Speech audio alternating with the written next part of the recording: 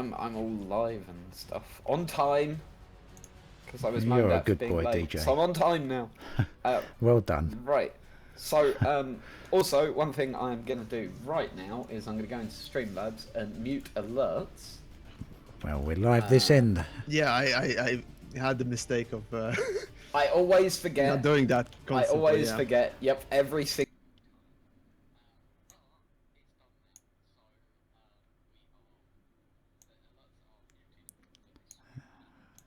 Yeah, good. Same this end. Yep. Yep, same this end. So, hello everyone. Live here with another live stream. This week we got with us Yamiks, Commander Ascorbius, and DJTruthsayer.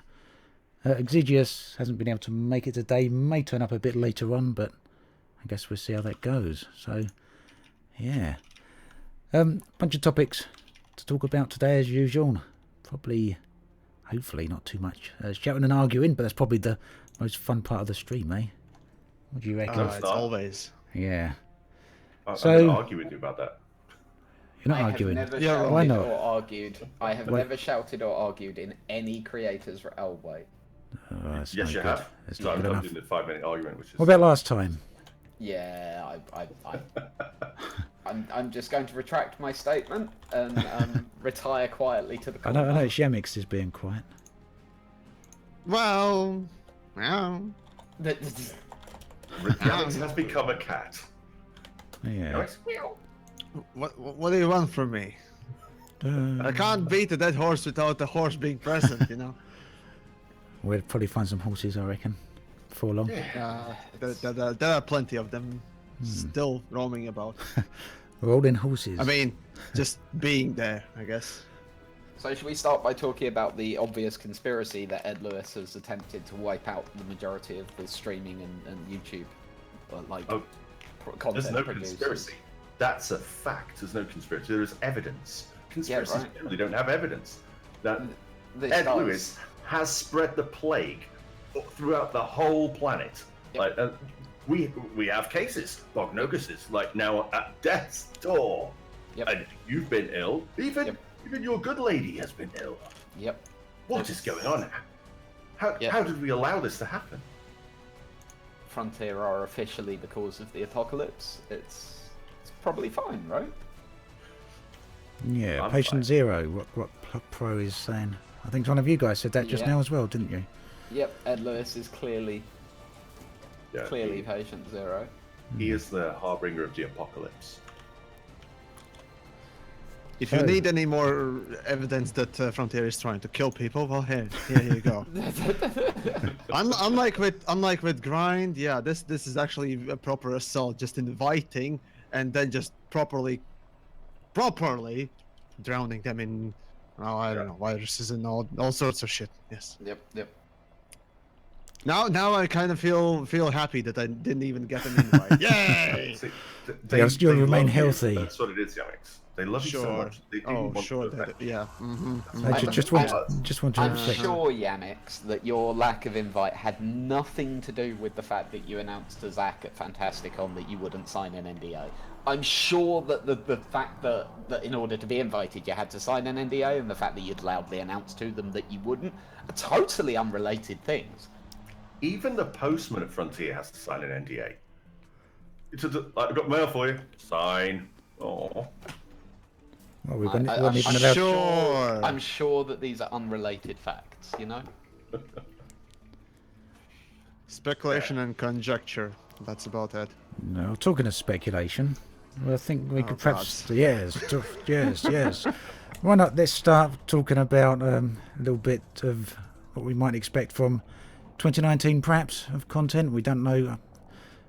I mean, it's going to, once Chapter 4 drops, we're going to be pretty much in a position where we don't know what's next for Elite at all. I mean, you could always argue we never know what's next for Elite, really, because you don't know how it's all going to unfold, but we literally don't know what's next for Elite next year. I think we were kind of in that position shortly after Horizons, weren't we? No, we weren't, were we? Yes, we were. the last we patch were in that position just before Horizon. Yes, the last, weren't we? and just on the last content drop was patch 2.4 come out in September, didn't it? Yeah. And then they did the expo in October, so it was like there's a few weeks there, a few weeks window where we didn't know what was next. That tends to be Frontier's way, doesn't it? They seem to like to focus on the now rather than the next thing too far ahead. future. Yeah. Which makes a certain amount of sense. Let's be honest.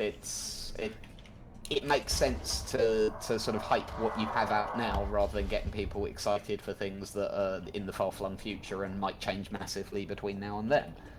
On the other side of that, let's be honest, we'd all love it if they'd just be like, look, subject to change, but here's what we'd like to do.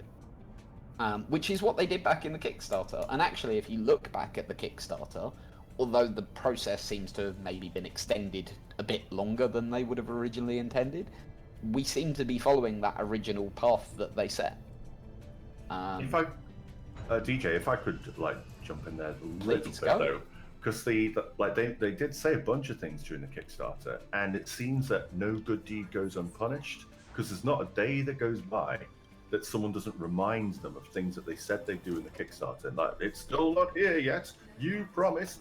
Hang on, this is just what we want to do. No, you promised. So that would, if it was my company, that would make me incredibly nervous about saying things. But the thing is, yeah, but the thing is, in a Kickstarter, right? So you're promising things, and people are willing to give you money and support your cause for said promises. Now, I wouldn't say it's a dick move to not fulfill those promises, but that's a very. I can't finish that sentence. Sorry. It's a very difficult judgment to make right now, though. Elite isn't finished. Don't get me wrong. If Elite no. But if they had wrapped up, yes, it is. When development is wrapped up, you can definitively say a game is finished, right? I look at it from the art perspective, but whatever. Yeah, okay. Well, I'm talking from a real world perspective. Yeah. At the moment, Elite is very much. Oh, DJ. Well, it's true. At the moment, Elite is very much not finished. Development is very obviously ongoing on it. Yeah. It's very difficult to say they haven't fulfilled what they said that they would in the Kickstarter, when actually what they said in the Kickstarter, so far they're on track for delivering. It just depends on, do they keep on that path? Well, you have to remember as well, when the Kickstarter was first announced, when they were talking about the features that they wanted to put in there was nothing to base it on. There was no, they weren't up against any yardstick from any other game. They weren't saying, it's going to be like this game with this feature and this feature and this feature. It was, we're extending Elite, the original concept of Elite, we're going to add this and this and this, and it's what we want to do. So it wasn't so much selling promises, it was more a use case, really, if you think about it like that. Here's what we'd like to do. So it's a use case kind of thing. You're going to be able to fly your ship, do this, and do this. And that, some of it, when they're developing things, like, yeah, actually, that's not going to work. That is not going to work. So what do? Develop it anyway, even though it's not going to work, even though it's going to take a significant amount of work and money, and that will mean delaying the entire game? Or do they say, let's put that on the back burner and see how it's developed? I reckon they took that approach. Well, yes, most game development tends to be like that, but the problem is oftentimes with these Kickstarters and such projects, crowd-funded projects, that things that get promised are extravagant. Let's just go with that word, extravagant indeed. And a good example would be Star Citizen, of course, but Elite did that too. I mean, it doesn't take even a programmer's mind to get that single player and multiplayer being,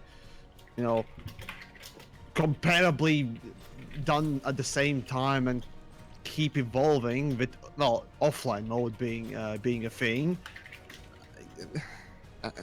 No, it doesn't work.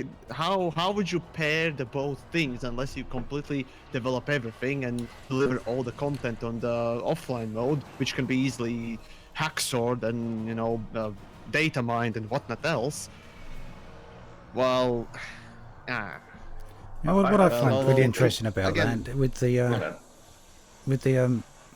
With the whole thing, people saying Frontier promised this, and other people saying, well, it wasn't a promise. They just kind of listed it. So it's obviously people are interpreting that in totally different ways. Yeah.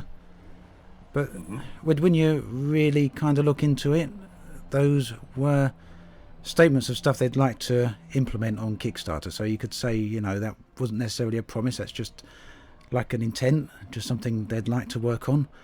But the other side of it is equally on their sales page, when they put up the lifetime pass on their website for sale, that did specifically mention, I think, the ability to walk around, and it did specifically mention atmospheric planets. So at some point, when you're actually mentioning and referencing something on a sales page, at what point does it be considered a promise?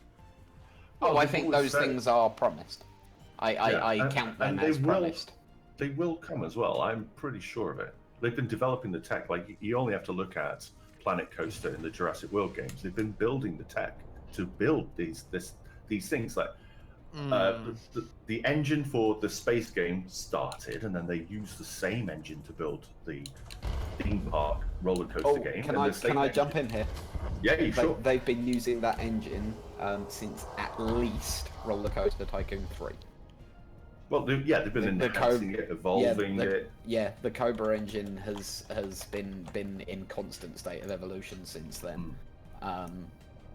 In other words, it's mutated. They don't have version numbers or anything like that internally, because it does just, it is because it's their own engine. If they need it to do something, they just go to the engine developers and go, "Can we make it do this, please?" Yeah. Which is really cool. 'Cause, like, if they were using another engine like Unreal or something like that, I know games like there's a JRPG I used to play quite a lot, and that was written using the Unreal engine, and they had to hack the code so much to get a JRPG to work in what is basically a first-person shooter engine, to get all of the turn-based stuff working, and it delayed the game immensely. So Frontier got this really good situation where they own the engine, they know exactly how it works, they know what they can do with it, and they know how to change it when they want to apply it to a different game. They haven't got to worry about, what are the engine guys doing? No, we don't want to go that way. That's different. So the things that we've seen over the last year for what they've been able to get out of that same engine, then I reckon that things like atmospheric landings and I hasten to, I don't really want to say space legs because it will come eventually, but we are not ready yet. The thing is interesting. Do you see that as the larger technical issue? Well, it's like, okay, so you can walk around. Now what? So you're worried about the gameplay around it rather than the technical issue of what we're going to do. Is the same not true of atmospheric planets? Not really, because it's a flight mechanic. The gameplay for some of that would be in actually flying the ship in a turbulent atmosphere. I would argue that the same is true of simply moving around your ship, just to play devil's advocate. Okay, well let's take that. So to move around your ship, there's zero gravity. So you're in space and you're grabbing hold of things and you're moving around the ship. You're not walking around like a first-person shooter. So an entire movement mechanic has to be developed just for that bit of functionality.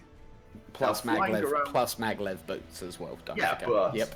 Which but, add another layer of complication. Yep. Let's call that flight assist on, right? For simplicity, that's walking around assist on. But for the rest of the times, like you've lost power to your ship, everything's going wrong, you're floating. Because you are in space, now you have this full movement around your ship, all of the ships, whichever one you're in. For what end? What are you going to do? What's that? No. So sorry, I'm just laughing at what I managed to do. Oh my God, I broke a Targoid instant. You wrecked it. But no, if we are actually talking about engine and how it's being used for multiple games, now a good example I always keep coming back to my good old dead horse that is PlanetSide 2.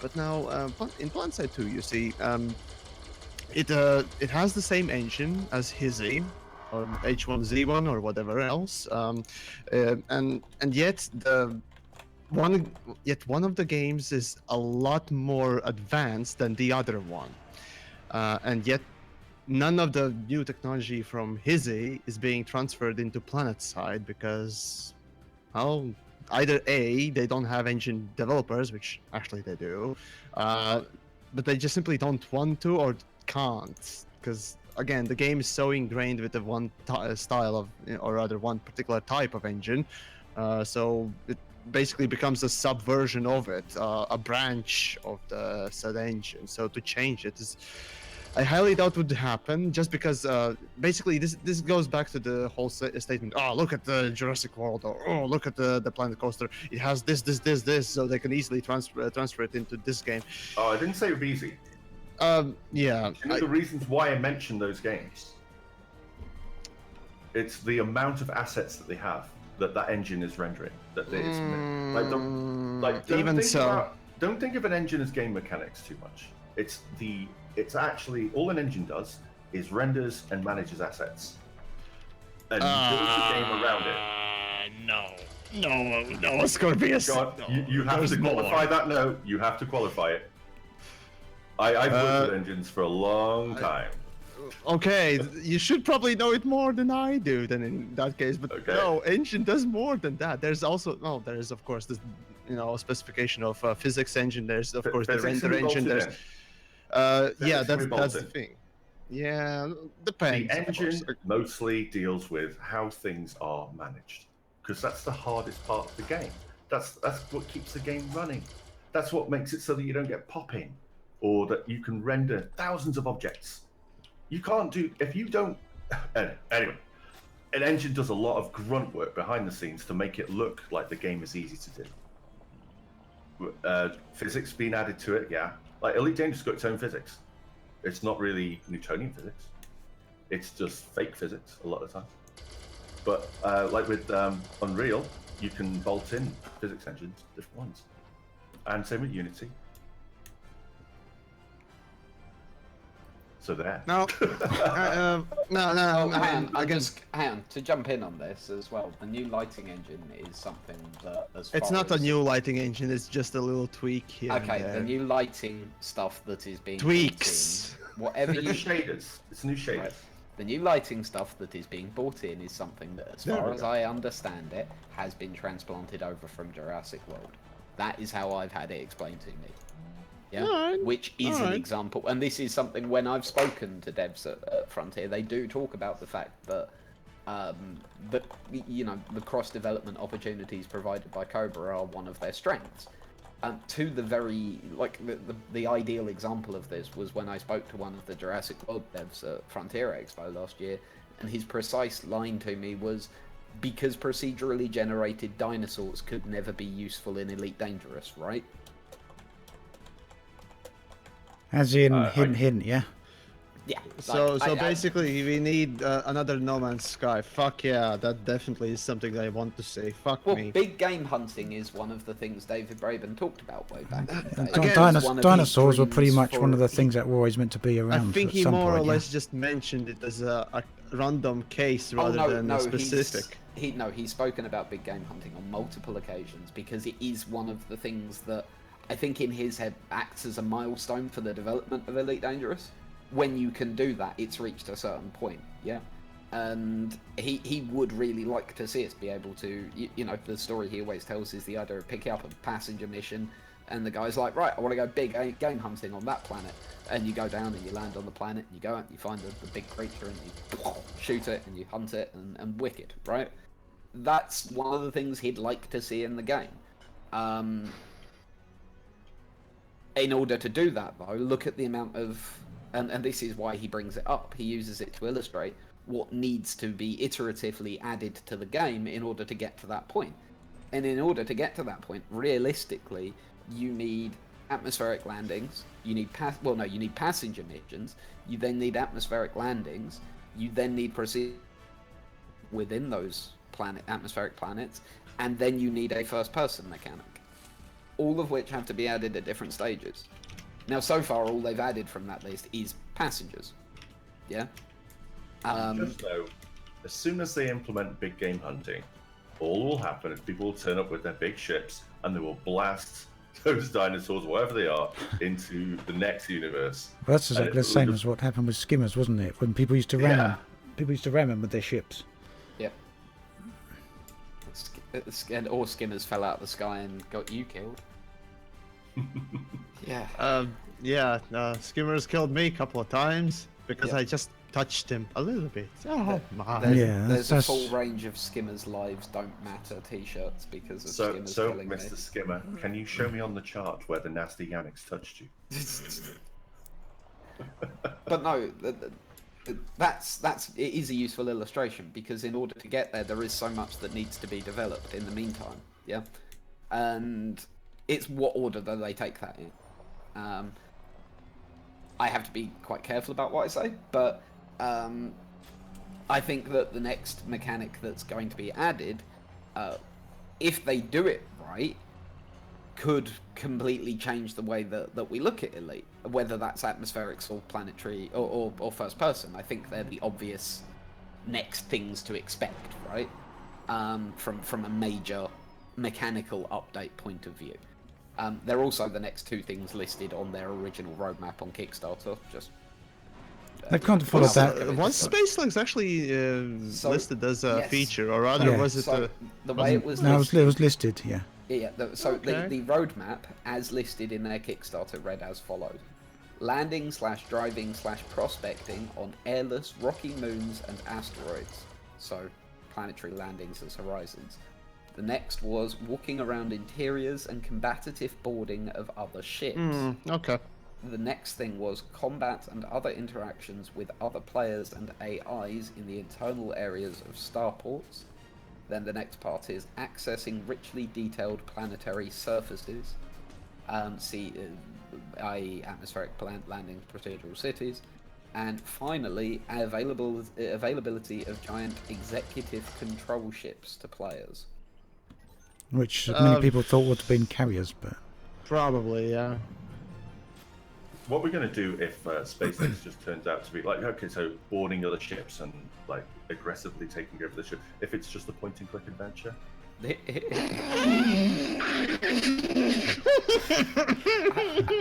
Hang on. You mean like any first-person shooter? Well, that is kind of what they are, but like, no. Well, you did, first-person shooter. It's you use gun. Every puzzle is use gun on person's head. That is true. But what if it's like Diablo 3? Like it's third person with a camera, and it's like that. But no, Ascorbius. What if, as you said, point-and-click adventure? You know, the good old proper point-and-click adventures. You just have certain scenes and you click on the screen where you want to go. That's about it. Or text-based. Have a fixed camera and you just move around. Yeah. Describe ships Within the scene. Ask Explorer. To the south is a door. Examine door. The door is locked. Open door. The door is locked. Oh god damn it, I need a key. Pick lock. You failed. Pick lock. You failed. Enemy commander opens door. Oh no! And it's read out using the Galnet audio voice. Yep. I love it. But no, You're giving them an ideas, Ascorbius. Stop it. Right. Oh god, blame Ascorbius for this if this comes out. That's it. Pitchforks, people, pitchforks. In all seriousness, though, that's the way that they listed the stuff that they want to do long term with it. Yeah, and a good percentage of that was listed on the sales page for the lifetime pass as well. I don't know if you remember that, DJ. Yep. Most of those items, I don't think all of them, but a good half of them, that included space legs and atmospheric planets, were listed on the sales page for the lifetime pass. I think for me the question is not so much if it's going to happen, but when. Yeah. Is it another 3 years away? Is it another 5 years away, or what? Yeah. So who the fuck knows whether or not this game will be still even profitable enough to work on and develop on.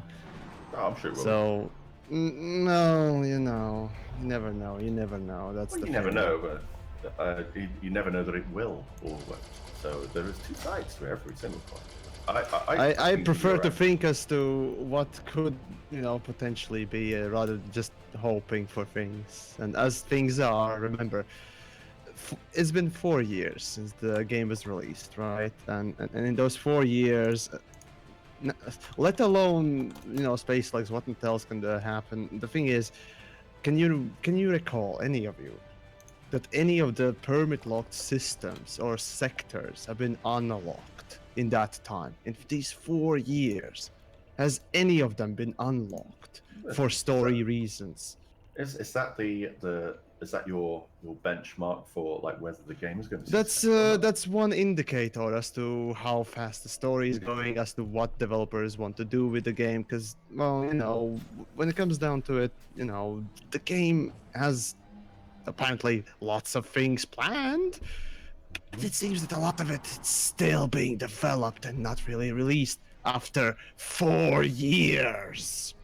I don't see think the commenting on problem with the permit lock systems, that's a really valid point. I mean, for people who've not been exploring a great extent, they might not realise quite how many there is, but there's probably half a dozen, maybe even a dozen locked areas those of are not space out small there. areas. No, they're larger than the bubble, larger than the inhabited bubble that we've got at the moment, or as large as.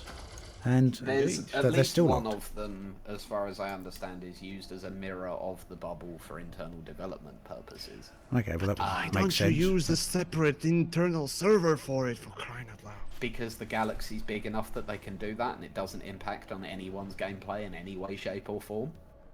And it's probably That's a not an fuck-ton excuse. cheaper. It's also probably a fuck-ton cheaper.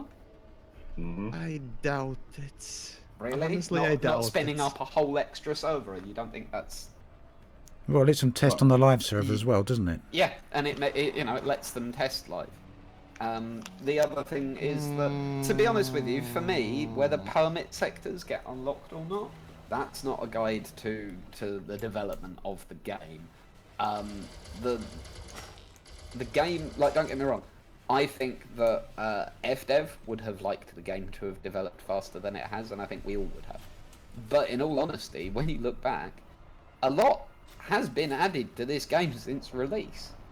For God's sake, on release, there weren't community goals or depends. wins. It depends on your perspective as to what is a lot. Well, We burn through content like mad. We are excessive players. We burn through content. As soon as it comes out, we eat it up. yeah. Right? So there is no way that a company can make enough content to satisfy us, because we just eat it all up. We play for hours and hours and hours, and then it's like, right, well, we've done all that now. Now I'm bored again. Well, guess what? Yeah, that was gonna happen. There's only so much that you can do. So the only other thing they can do is make compelling game mechanics so that you enjoy the thing, doing them again, or finding things that weren't found before. But when it comes down to, like, okay, I've done all the Guardian stuff, I've unlocked the fighters, I've been here and I've done this, and it's, well, yeah, well, you burned through the content then. Where's all the content? But there's also the quality aspect of it, when it comes down to why, for example, No Man's Sky got such a good reception, with the recent update, and even before that. It was just that they didn't really release that many updates, by the way. If you just go and look at their history, they released almost about the same as, in the same speed as Frontier. About 3 across the year, wasn't it? Something Right. like that. Or 2, And was the it thing 2 is, years? Yeah. each one of them was actually polished and quality. Well, sure, to an extent, of course, but they did change quite a bit, and they were notably huge. Well, Elite releases just farts. Right now, it's basically farts and maybe a put it in that way. few interesting things here or there, but If you take No. if you're saying that the quality of the updates for No Man's Sky was so good, I played the early version, then why did the next update set the world on fire? Why was that such a quantum leap from what was there before? Because, one, they had no freaking players to start with. People had given up on that game.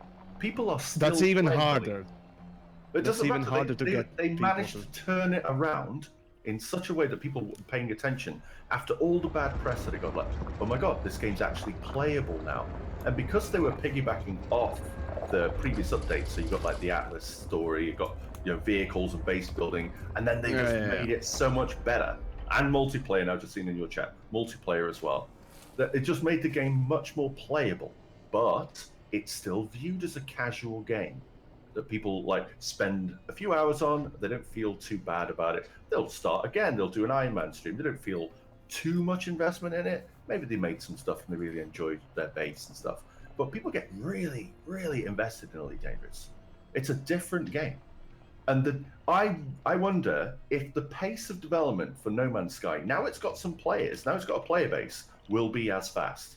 I noticed today there was an update that dropped. Sean Murray posted on Twitter that there's a motorbike.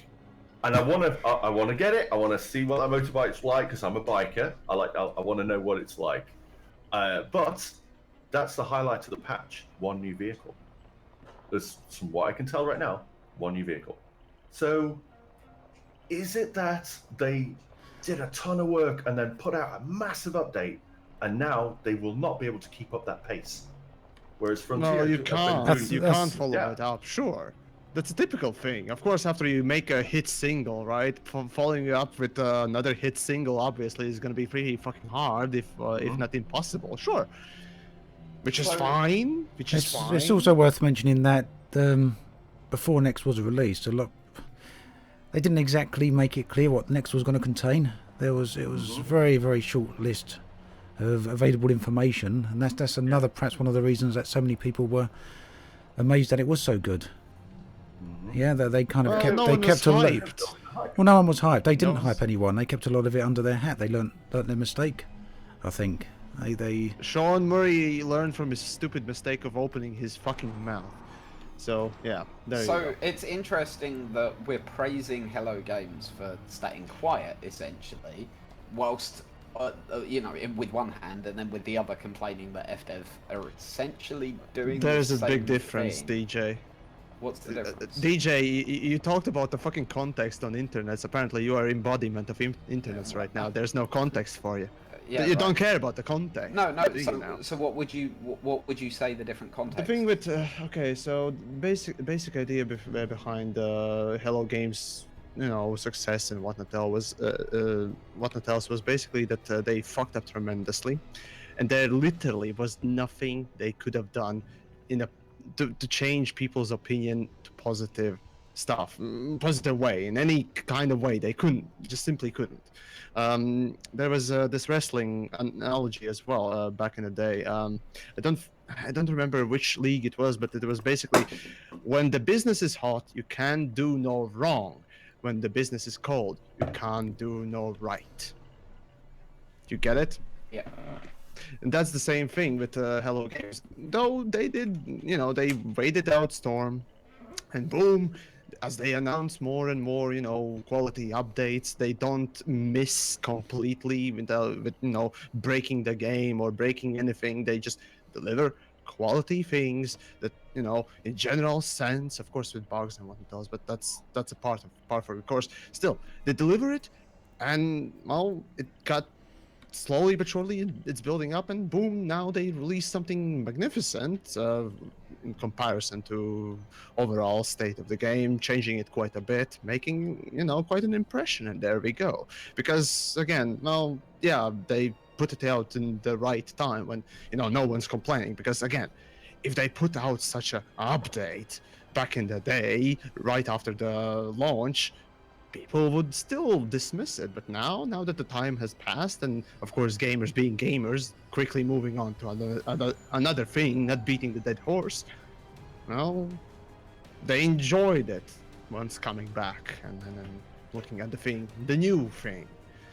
That's a typical thing when it comes down to what you should or should not say or do and what else. But with Frontier, now when it comes down to Frontier, why Frontier can't do it so well? Now, Frontier talks a lot. Or not enough, in some people's opinion. In many cases, they don't talk enough, or rather listen, or I don't even know. So there's a saying, Yamiks, there's a saying, people talk a lot but say nothing. Is that what you're trying to say? Honestly, yeah. Actually, yeah. I was pretty much thinking of that, to be frank. So there you go. me brain good, yes, but there is the point, you know. Your typical stream of random, you know, again, not to diss on the community team, but you know, just putting out a random stream on a random event or whatever they put together and what else. Okay, you show that you're active and what else, and of course people expect something of that. If you're being active on the social stuff, then you know you're talking with the community somewhat, and in that case, I'll tell people what's going on or just stay silent. Yeah, so I don't know. moving on from that a little bit, but kind of Yeah. keeping, sorry, bit of a foggy throat No, it's there. fine. It's fine. But keeping to the same subject still, we as we started off here, we're going to get to the point very soon where we haven't got any roadmap for the future content. So keeping in mind what we've just been saying, how would you feel Frontier should deal with that? How much, for example, of the 2019 content could they reveal to us? Do they tell us a lot and risk some of the mistakes they made this year where carriers had to be pulled or at least delayed, or do we want them to, you know, basically give us a full detailed content update or roadmap for 2019? What would you like to see? Question to me or everyone else? Hey, everyone. DJ, what do you think? Well, so I would, in all honesty, I think what we're going to see is going to be largely a mirror of what happened when Horizons dropped, and I'm happy if they do that.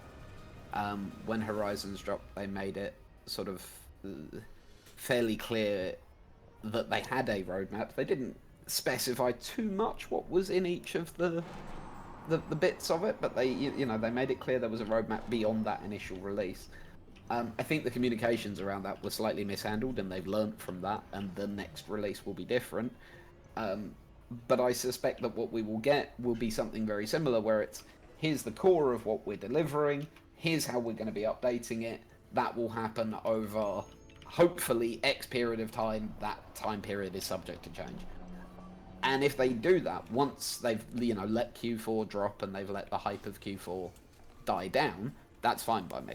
I have no issue with a few weeks of concentrating on the big new patch and you know, concentrating on the big new update and all of that sort of thing, and then starting to talk about what comes next. I don't think that I don't think it'd do them any favors right now to talk about beyond that, because, pun intended, by the way, I don't think it'd do them any good, because at this point, if they started talking about next year's patch, all of a sudden Q4 gets overshadowed, especially if it is one of the major mechanics that we're talking about, right? All of a sudden, who gives a shit about Q4? They're doing X, you know, space legs or atmospherics or whatever, yeah?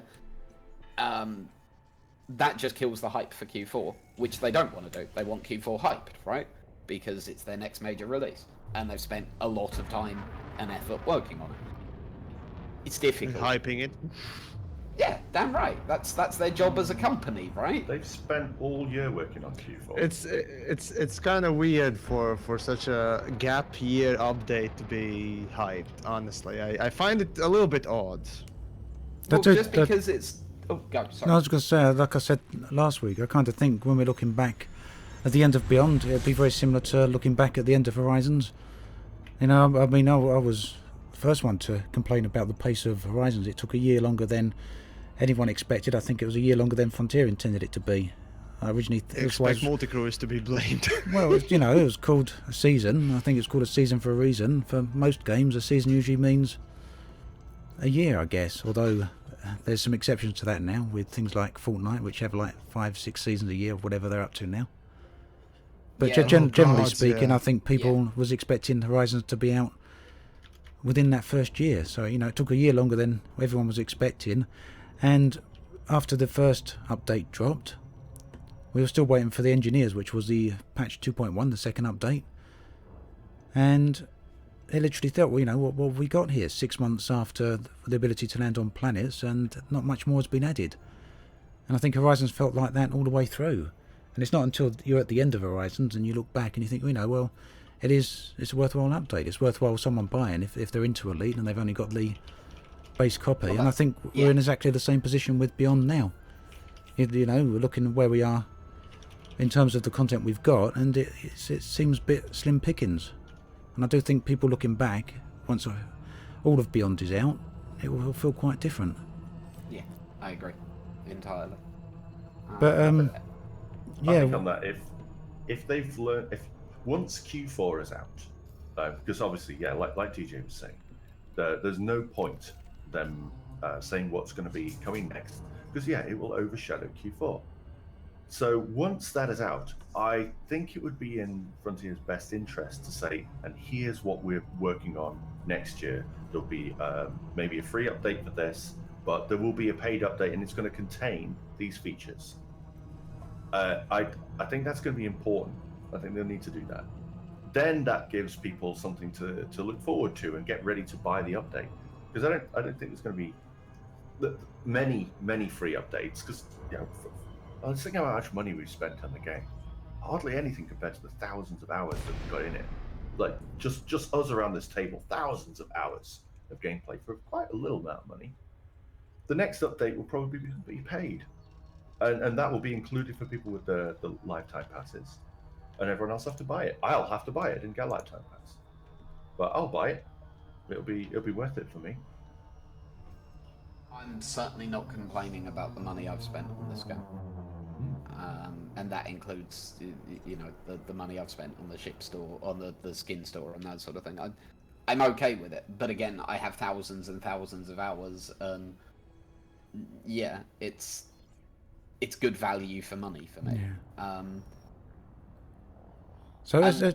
on. Sorry, I thought you were stopping there. Carry on. Well, the honest truth is, if Frontier, if we get to a month post-release of Q4, and Frontier are still saying nothing, I'll start to moan. If we're 2 months post Q4 and they've still said nothing, then what the hell's going on? That is in my mind, a communication. The game is dead, DJ. The game is dead. That's it. Pull the plug. Right. Pull the plug now. Right.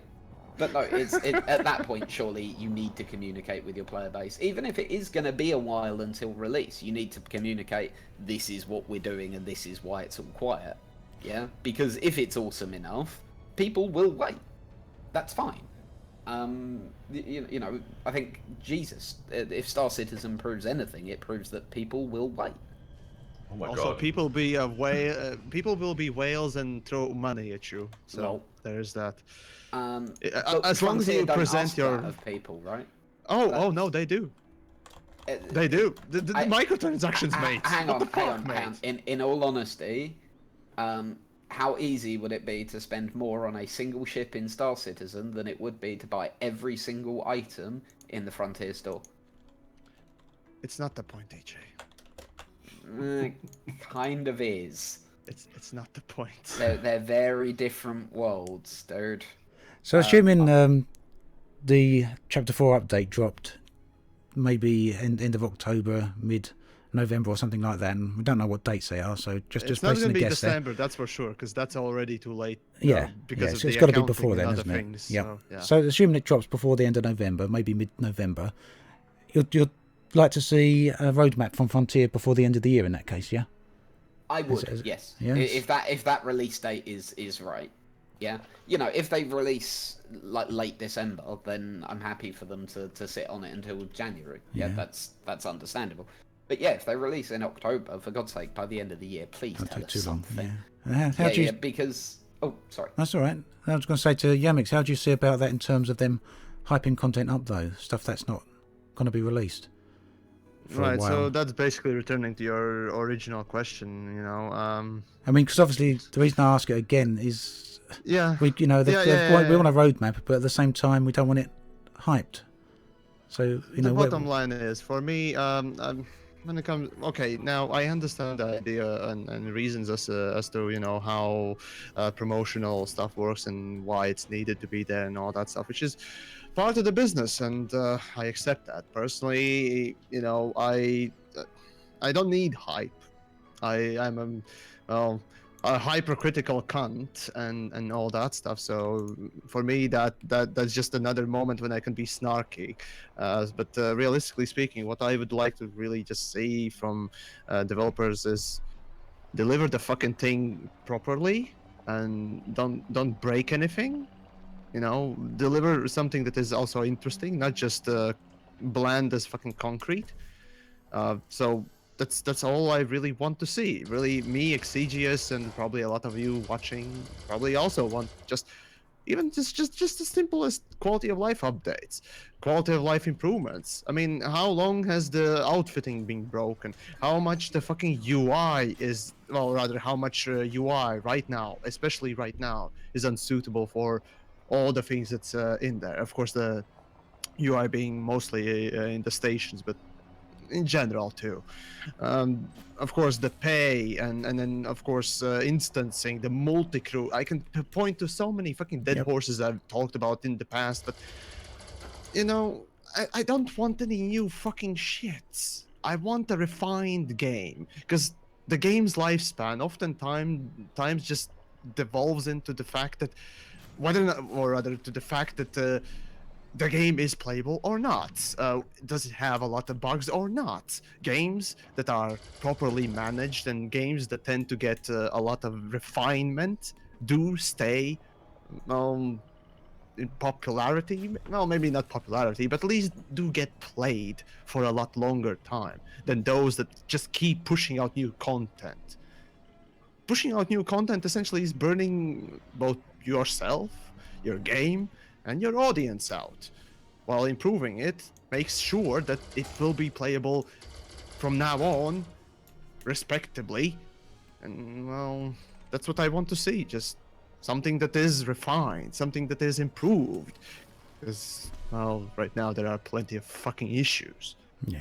Do you not So think there that we they've been go. improving things? Do you think that they've not been improving things as time's gone on? They've been improving them very slightly. Because again, Have we not there are just had a big issues. year of that? Yes, we had a year of that. And what has come out of it? No, I agree with you, Yamiks. A lot of Very the things, little. a lot of the things they have No. put in are broken or don't work as well as they should do.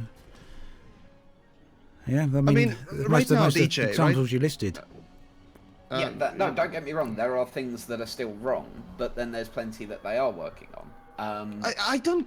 Again, this year was a perfect opportunity to do even the little things. Again, the outfitting bug that is still there. When you sell something, you need to wait. When your That's character. not a bug. That's just inconsiderate. That's not a bug, though. No, it's hard to Could be say. done better. It could be done better. Oh, whatever. Okay, fine. Synchronous animation. That's All sort right. of that. Yeah, but Fine. The general thing that I'm saying, that I can point to big things that still haven't been fixed properly, that should be working properly. You know, the instancing would be one, the multi-group would be another one, and we are already thinking about the fourth season. You know, how about we fix or rather, how about you fix, because I can't fix it for you, but how about you fix the basics of the game? How about you fix the fucking horizons? Please. So, this is a difficult discussion to have because we don't know what they're doing with the Q4 update. One of the things that One even update they won't change it much. It could change it, sure, I but would I argue highly that doubt it. instancing has been getting better for a prolonged period of time. Don't get me wrong. It's Slowly still but surely, nowhere, yes, yes. It's still nowhere near pre 2.0 levels. Yeah, Yeah. that's true. Instancing is my biggest bugbear with the game. I'll completely agree on that one. Yeah, and I think the issues with multi-crew largely come from the same root cause. Yeah, I think the problems with multi-crew largely come from instancing. However, I hope and pray that Frontier have put in some work on that for the Q4 update, because obviously exploration is something that they're touting as having multi-crew enabled features, and that obviously won't work at the moment with the way that instancing is working in multi-crew. The flip side of that, of course, is that if you spend too long just refining and fixing existing features, yes, you will keep your... Like, there is a hardcore that you'll keep happy by doing that. You're also going to piss a lot of people off. And they have to find a balance, right? They have to find the balance between years like Beyond and then years where they introduce, like Horizons, where they introduce a major content update. I would argue that at this point, the weight of those scales is probably in favour of a major mechanical update rather than another year of QA. Not QA. Well, yeah, I suppose it is. QRL. Yeah, that's what I meant. Yeah. And that's what often is. I mean, it is more profitable, of course, to push out more shiny things to attract more magpies to your store to buy more shit. But But this is getting really negative and salty. Is that what we want to do? You want to talk about this? I'm trying my very best not to be. I'm trying to be. We're just I'm never beating positive. horses. Yeah, I'm never positive. We've already spoken about this ad nauseum. Yeah, Can we pick a subject? For me, what they're looking at bringing to Q4, I think answers a lot of the issues. I will be very interested to see their roadmap from then on out. Yeah, and it'd be nice to see that as well. But yeah. At this time, we haven't seen it. So, but we DJ Ant and I have seen what they've been working on, and it's been a lot of work. They put a lot of work into it. I'm the only fucker who didn't get to go. Right. Again, now I'm sure that had nothing to do with loudly announcing to Zach that you would sign an NDA. your speculations and conjecture. Well, everyone had to sign an NDA, and you told them you wouldn't. Anyway, lots of work has been done. As soon as Q4 update drops, as soon as the beta drops, everyone's going to see what work has been done. It is a phenomenal amount of work they put into it. I am a developer for a different company, but I know how much work they've done, and it's a lot. We'll see whether they've addressed some of these other issues, and if some of these things are like real bugs, they'll have to get to them because they can't keep annoying people forever. But I reckon that you're going to see how much work has been done. It does feel like this year's been really light. We've had a couple of ships here and there, and a couple of things here and there. We haven't had anything. It feels like that. But it's all coming at the end. I don't want to hype it up too much. But it bookended, didn't it? The initial patch was quite like the initial patch was huge. The initial patch was great. Yeah. The middle two patches have been tiny. I wonder if maybe it would have been better if they'd just done 3 patches and combined the middle two. Because if they did that, then that might work better. That might have worked better. I think it would have been very difficult for them to break up the work. I think it would be incredibly difficult. And I mean, when you look, even with the stuff that's been announced for Chapter 4 so far, let alone the stuff that hasn't been publicly shown, if you just people only have to go look at the forum feedback posts, and you can see that a lot of what they're releasing with Chapter 4 is being built on top of what's come in the previous 3 chapters. Yeah, it's kind of, they've iterated upon that. It goes back to the same thing with No Man's Sky in a lot of ways. The next update kind of built on top of the previous updates that come before it. Yeah, you got the vehicle driving, the base building. None of Next would have been much good without the previous smaller updates that come before it, if that makes any sense. And I think that's pretty much the same we're going to be able to see with Chapter 4. So a lot of the things were smaller updates. I mean, you got examples like, it's a good example with the Megaships interactions they put in Chapter 2, which they then implemented into the installations in Chapter 3. And okay, they're not absolutely amazing, and I'm the first to point out that the rewards for them are absolutely lousy, and I'd love to see missions taking us out to those places. But it's that kind of process where they're developing something that can then be used later on. And I think it'd be nice to see that. So, like, they have been incrementally adding things like locations, and the installations. They were assets from CQC. They were really nice assets as well. But now they're places that we can fly around and go visit. Been great for filmmaking, but there's not a lot of gameplay there. But now you can scan them. You can get stuff out of them now in game now, I think, can't you? But then what's the point, really? I don't know. I personally found those mega ships as well as the installations, yeah, really cool to look at. I really do like the film in them. So good work on the design for them, that's for sure. But when it comes down to proper gameplay, they just feel like set dressing that. But to me, it's like a set dressing for a quest in a game that never was fully pushed through, you know, like in Skyrim when there's some sort of a, I don't know, dungeon or whatnot else, but you never get to go there if not for just raiding purposes. But it has all the or some sort of special characters or whatnot else in there. You know that there's something being developed in there, but it's never been made. You know, you can't properly get the quest or the reason why it was there or why you should go there or whatnot else. So that's I don't know. I don't know. Maybe because I talked about the quest today in the video itself, but whatever. It's just I want quests. That's Yeah. bottom line. I just Yeah, want yeah. some fucking storytelling and being done with the proper I agree handcrafted with you, ability. Alex. I do agree with you that some story would be, you know, something to lead the player on would be nice, so that you're not just lost in the black.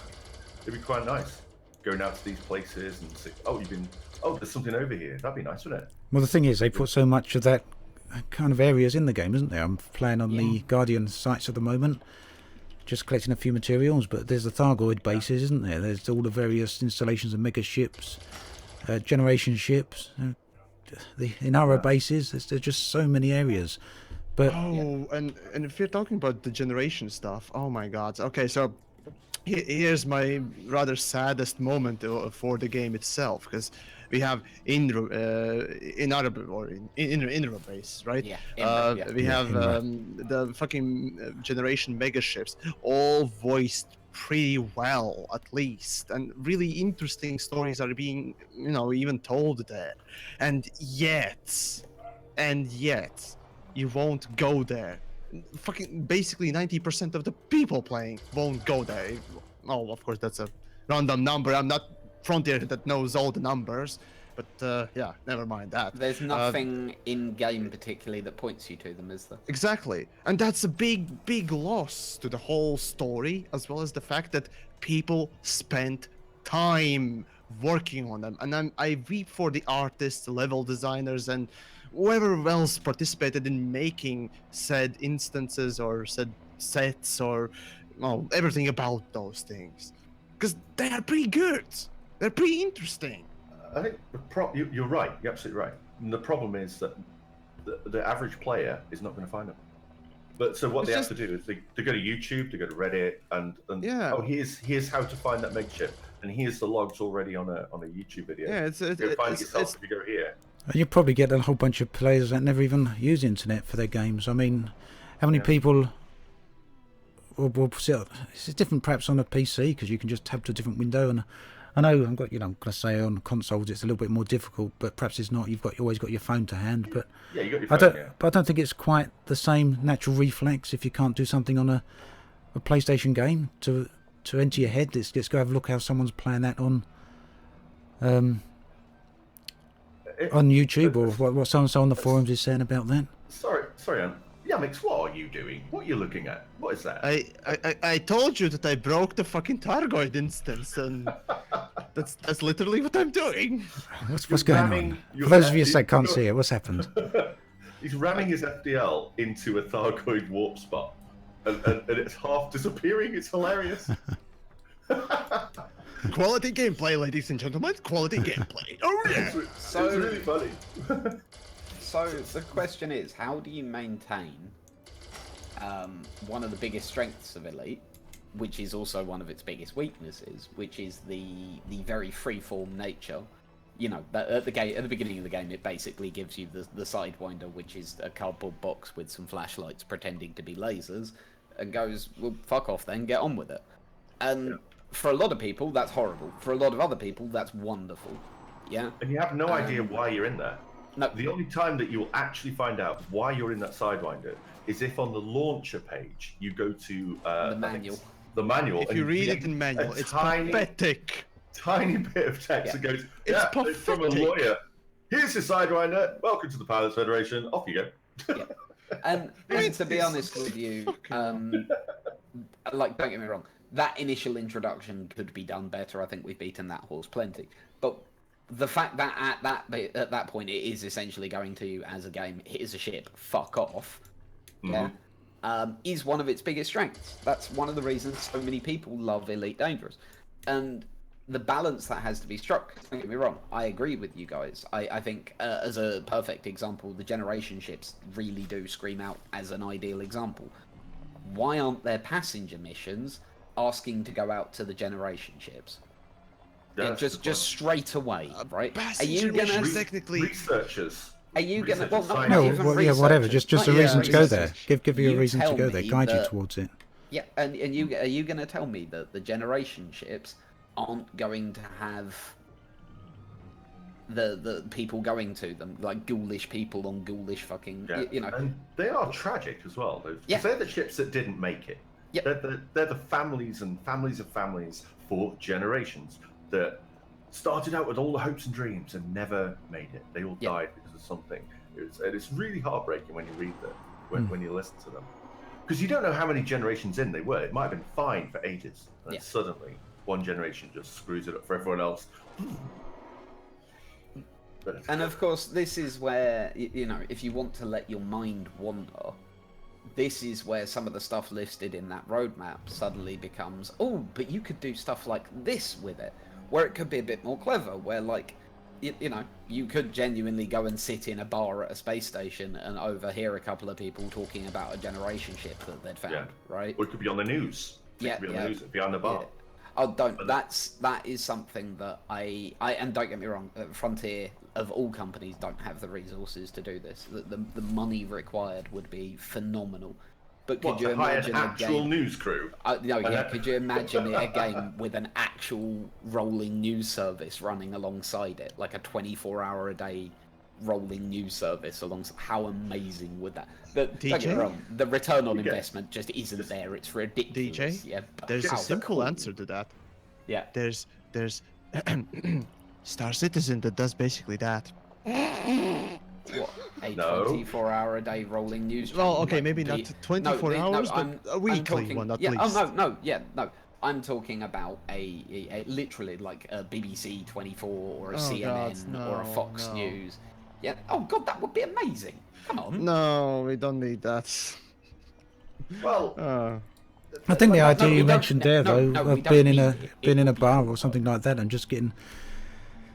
Yeah. Well, we get that in a way, I guess, when you're sitting in just get space down now. that If you're audio playing in the bar. in space for a while, you get the tip-off missions, don't you? Yeah. It's an extension of that. Why not have the tip-off missions directing you to the Thargoid bases and these sort of places? It doesn't need much. Doesn't need much. There's a lot. It's not that there's nothing there to guide players towards, but you know, And maybe. research stations should be guiding people to the Thargoids and the Guardian sites, asking for the stuff that comes from it. Science installations. Yep. You have military bases which should be giving out missions to go and murder Thargoids. For God's sake, you can have places that are sending out archaeology, like other science stations can be sending out archaeology missions to to the generation ships, all of that sort of thing. There's loads of ways that you can, and this is utilizing existing features. And to be honest with you, I expect it's all stuff that will one day get added, and it's almost certainly on Frontier's very, very huge pile of stuff that we desperately want to add but don't have time to do right this very second. Yeah, which is probably longer than our own, because let's be honest, they know the workings of the behind the scenes mechanics of how the game works better than we do, and there's probably a dozen things we don't even realise they'd like to fix. Well, dozens, but understatement, but you get my point. I expect that it is all stuff that we'll see one day. My suggestion would be that surely if you're going to introduce something like the generation ships, introduce that stuff alongside it, maybe. But it could be argued they were introduced too soon, because all they are at the moment, or all they are when they were released, was I don't know, a tourist attraction to fly next to and get a bit of flavor for the galaxy. Saying, oh yeah, like we are so much more advanced. These guys died while trying to do things I can do in a Sidewinder. Yeah. It's adding that flavor so that the galaxy feels more lived in and has more history. You can read all about it. And of course, see it's that- all that thing. iterative. You know, Yeah. someone coming in right now, and this is something I try to look at every now and then, right? Can you imagine buying Elite Dangerous and Horizons right now, like, and logging in for the first time, and slow, like, you know, Hello It's Colo's been doing it. She's been playing through the game spoiler free, discovering it from the very beginning, and the amount of content that is there, the amount of stuff there is to go and find, is phenomenal.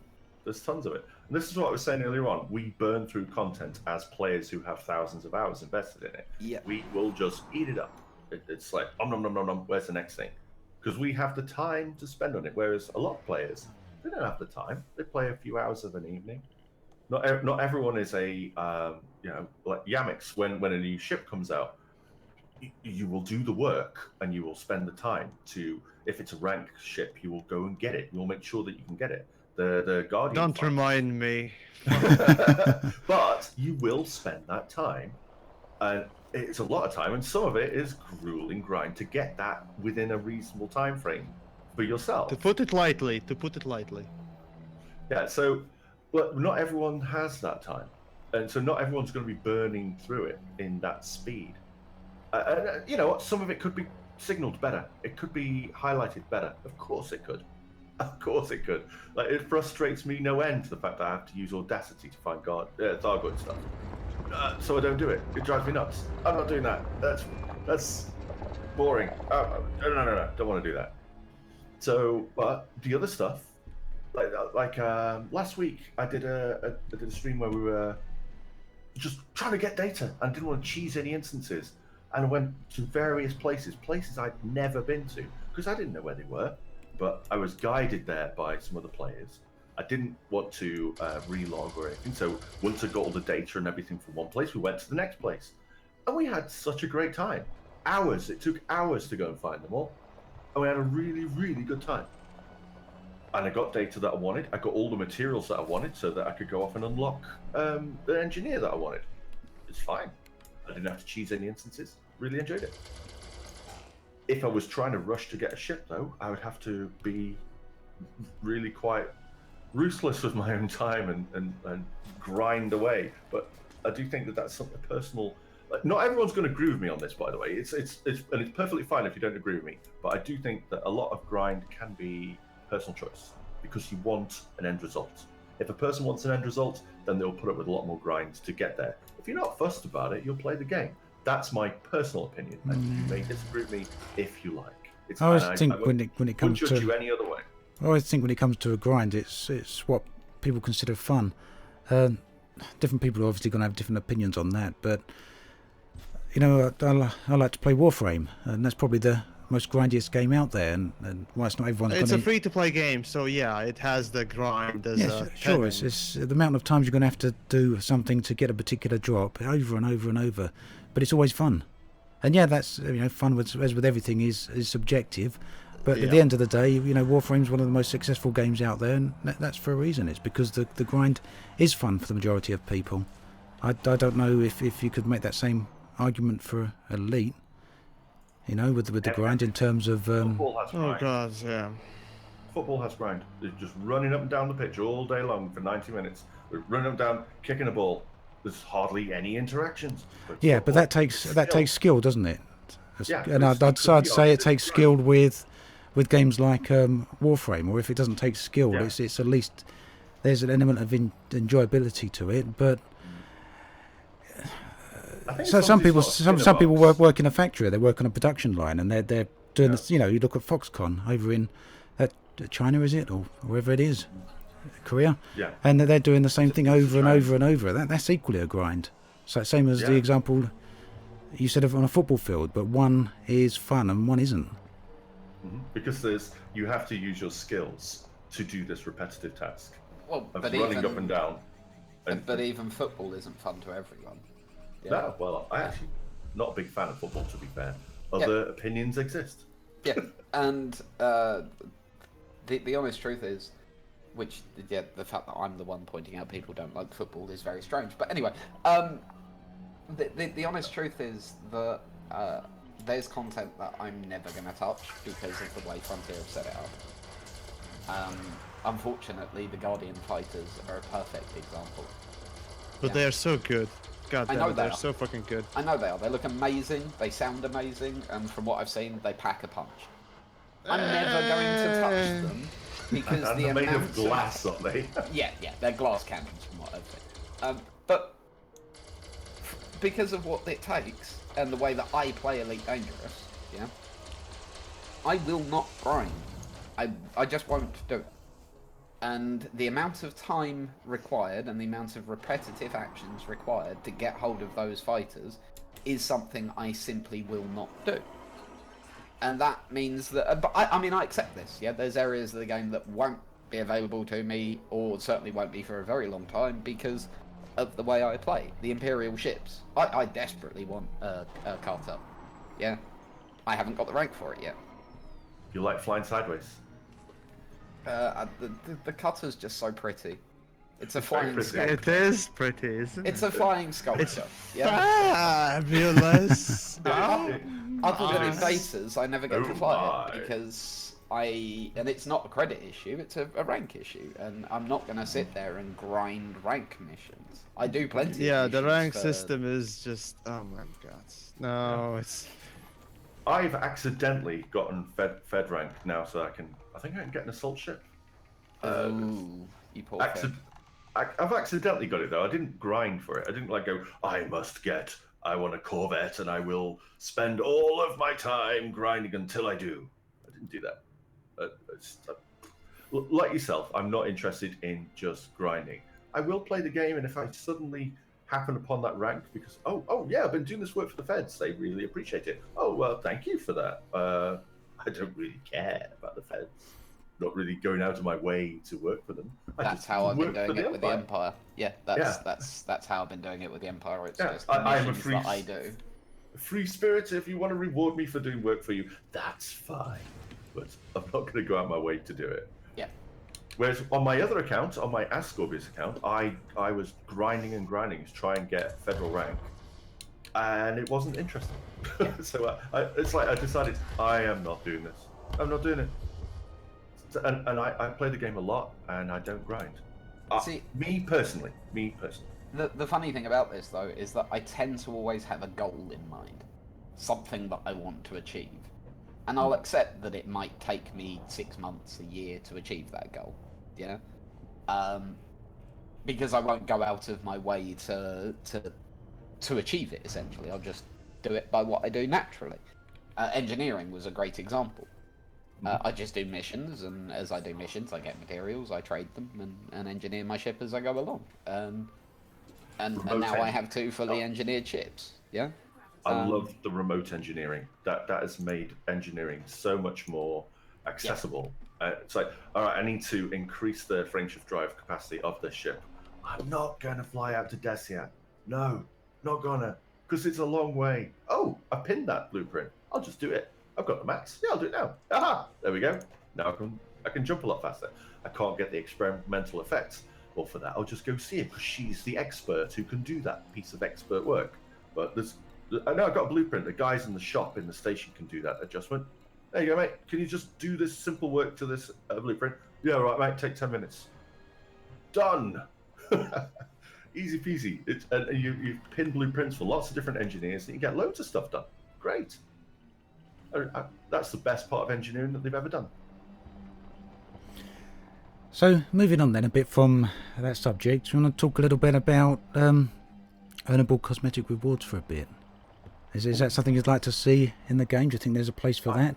And if so, what sort of activities could we perhaps do to earn them? And being, cosmetic rewards, I'd count things like paint jobs for that sort of thing, or whatever else they sell on the store, flight suits, bobbleheads. There's obviously going to be a bit of a balance there, because that's one of Frontier's main income streams, I would have thought, for Elite Dangerous. So if they make everything completely ownable, then from their point of view, from a business point of view, they're perhaps cutting a bit of a revenue supply off. But there's also the other argument, isn't there, that if they start giving a little bit of it out for for free, as it were, earnable. That would perhaps Are we encourage. talking well, about encourage. addiction here? Are we- Crack cocaine and addiction? Yeah, exactly. Holy shit. Okay. You know, could give a few fantastic. samples out, and maybe Space people will crack, spend a bit more people. money. Yeah. Yeah. So, in all honesty, they've done it a few times, haven't they? They already done it with what is it, community goals with the whole reward decals, and honestly, those are pathetic. But whatever, fine. It's something Also- different, which works, I guess, for some Yeah. people. Also, the silver skin for the eagle. Right. Yeah, That's, what did we do have to do yeah. to get that one? Was that community That goal was as another well? community goal. Yeah, yeah. that was the it's always San 2. been- Present delivery to San 2 on the Christmas of 2016 or 17. I keep forgetting which one was it, but yeah, Yeah. it was such a thing. I really like the skin that they have for the special effect Sidewinder, where they give that to people who donate to special effect during their Christmas live stream. I think that's awesome. More of that, please. Like, give us more ways to be rewarded in game for giving money to charity. Yes. Just yes, you know. Alongside that, though, yeah, I'd love to see them. I'd love to see a few unique skins put out for certain things. As an example, I'd love to see people getting a unique skin for hitting elite. I know you get your decal. Yeah, you should at least. But yeah, something decals real... are shit. Oh no, they're not. Decals are great. I adore decals. Yeah, no, I love decals. I've got hundreds of the damn things. They're great. But skins, even better. And yeah, I would love to see, absolutely adore to see them give an elite skin. Preferably for each of the elites, yeah? And then another one for triple elite. What about as like a mission reward? Like, so say you were doing. I wish engineers gave missions out to unlock instead of the way that it's done at the minute. But it like That's if you basically completed- Exegius's idea there. Yeah. Yeah, if you get to the end of the mission, right? So you've unlocked the end of the mission chain, and you've basically unlocked everything that they'll do. You've done a whole load of hard stuff for them, and they give you a skin as well for a ship that you've been testing it, like say an Eagle or like wherever it was, whatever the type of ship that would be most suited for that engineer, they give you a skin for it. Like, there you go, yeah, we'll give you a paint job or a ship kit. That'd be quite nice, but a unique one you can't buy on the store. So I reckon that'd be quite a nice thing to do. I think that'd be quite nice. But Again, though, Actually- it's all about commercial balance in this case. You can't ignore that. They have to take that into account. that's true, but it is in a way it's rewarding the player for playing. It's like, thank you for doing this, like, and here's your reward, as well as you've unlocked the ability to fly 3 times faster. But you can also look fabulous while you do it. Yeah. Yeah, I mean, it's quite a nice to proven do that. system to work in a lot of other games. Again, you know, I mentioned Warframe earlier, but that's another prime example. It's everything in there that you can buy, you can actually unlock with gameplay, and yet they make an absolute ton of money. Yeah. Be nice to And have a it's- bobblehead for each engineer. It's the balance they have to find, right? I think that they could do with giving away a few more freebies. I think that would really help. Particularly This for is the not a early free-to-play ships. game, so yeah. Yeah, there is that, particularly yeah. for the early ships, right? What about a flight let suit people- stuff? I went to Felicity Farsight and all I got was this lousy T-shirt. I think that would be a really awesome thing to do. And I mean, going forward as well, I suspect that we will see further cosmetic stuff put up for sale. You know, if they do introduce legs, like, and you can go around the inside of your ship, does anyone really believe that they're not going to sell nice skins for the inside of your ship to make it look prettier? Yeah, I I think would. that Frontier ought to troll everybody by putting something on the storefront and taking it away the next day. Boots. You want to buy these boots? But we have Hollow Me, so. you It's know. for your elite feet. Oh no, take it off the store. What? What? But no, I'd love to see a few more free bits. But I don't think they should go OTT on it. Yeah. No, it's a case. They've got to find the right balance for that, haven't they? Yeah, but a few more free bits wouldn't hurt, and especially for me for the earlier ships. EVE Online does it, right? You can. There's missions in EVE Online that at the end of it, if you do this whole thing, you'll get a skin for your ship. Yeah. There's a whole bunch of stuff like that they do, and that's. Blindsight 2 as a free-to-play game does that too. I mean, if Elite really wants to be such a fucking greed piece of shit and do the goddamn microtransactions, and then at least learn from the best practices in the free-to-play market, right? Again, in PlanetSide, it's not the best free-to-play game, sure, but at least then when you kill X amount of assholes with any of the guns, you get a special skin for the gun. Of course, you get also a special skin for your soldier or soldiers for all that stuff. And yeah, it's why not? If you're so indulgent into the fucking microtransactions, then please. That's pretty much all I can say. We as much as I respect your opinion, Yamiks, and I do. We will disagree on microtransactions all day long. We will just disagree on them. Just a page chill. That's it. I'm so okay with the pay to pretty model that Frontier has. As long as it's not pay to win, I'm fine. But pay to make it look glorious, in shocking pink with an extra spoiler on my spoiler. Yes, please. In fact, can I have another one? Well, to be honest, I will say. That wasn't always true. They changed their pricing model very dramatically at one point.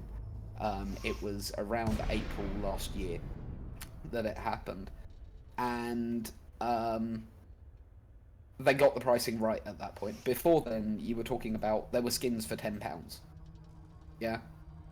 I don't remember, to be honest. There was definitely, yeah. I bought one of them. The golden skin for my Asp, I believe, was the one that I bought.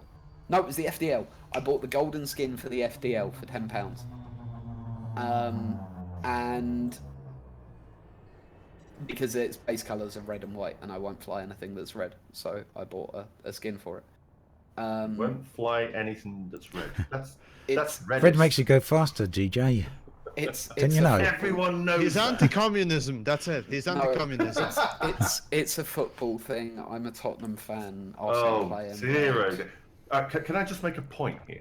Yeah. It's a different game entirely. Oh, hang on. No, Ascorbius, this affects every part of my... I don't wear red. Do you eat if red you things? get injured, you're going to be like, oh no, I'm bleeding an unfashionable colour. What's going on? I can't bleed red. That's right. the team. Right? So, ladies and gentlemen, remember, football is detrimental to your health. There you go. But yeah, no, quite seriously, I don't wear red because it's Arsenal's colour. Oh, God. Oh, dear, oh, dear. And so I had to get a skin for my FDL because I didn't want to fly it because it was red. Up to this point, I was agreeing with you so hard, but now I'm sorry, ignoring my reasoning, the point was at £10 I did feel ripped off. Yeah. Whereas now the same skin is £3. So now you don't. A few quid, yeah, I'm cool with it. At £10 it was too much. Right now, it's okay.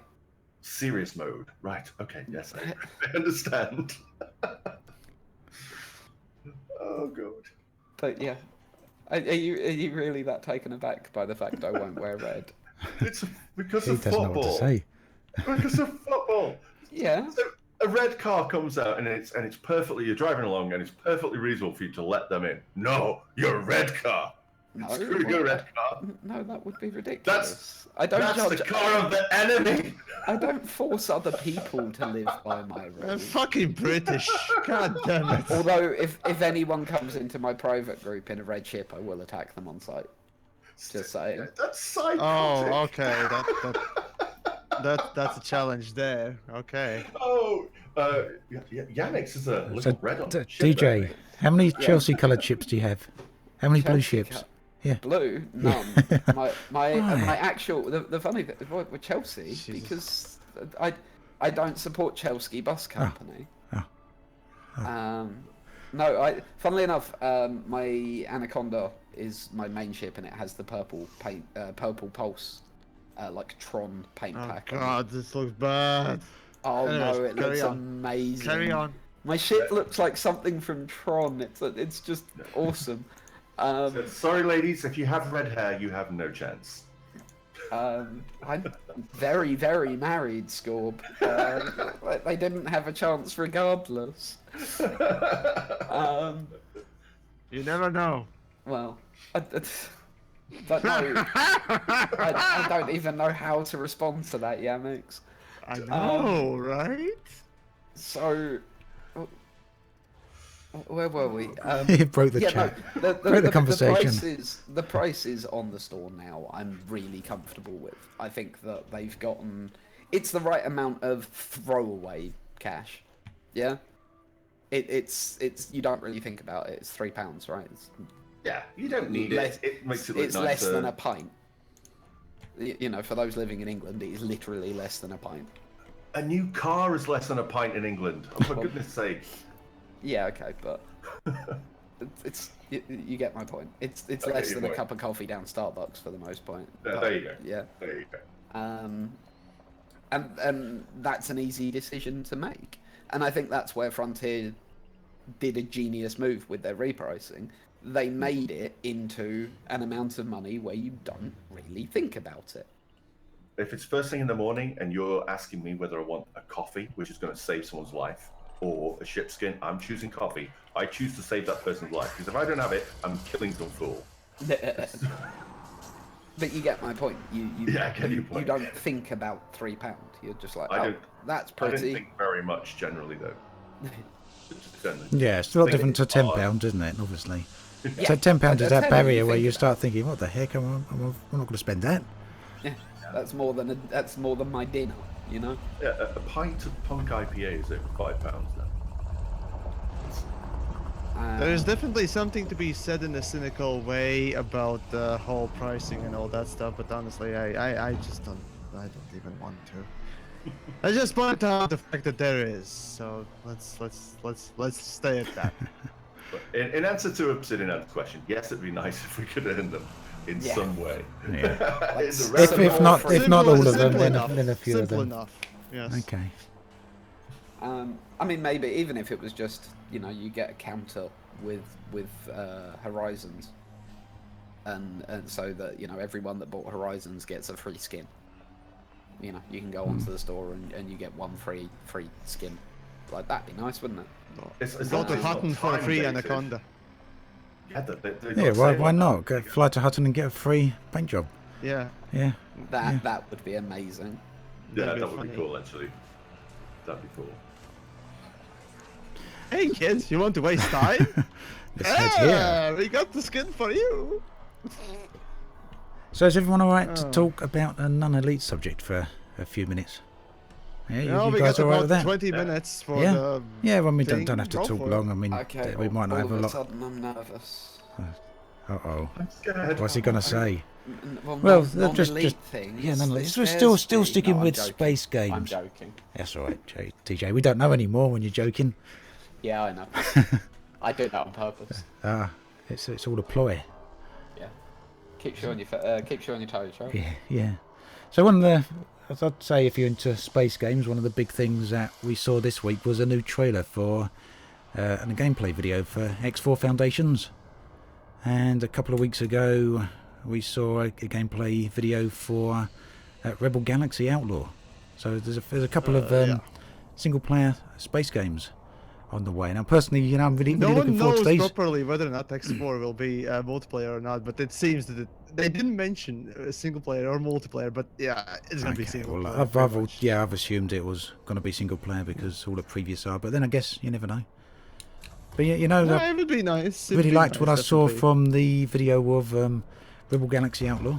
I think that's very in keeping with Privateer and Freelancer, both of which were really, really good games.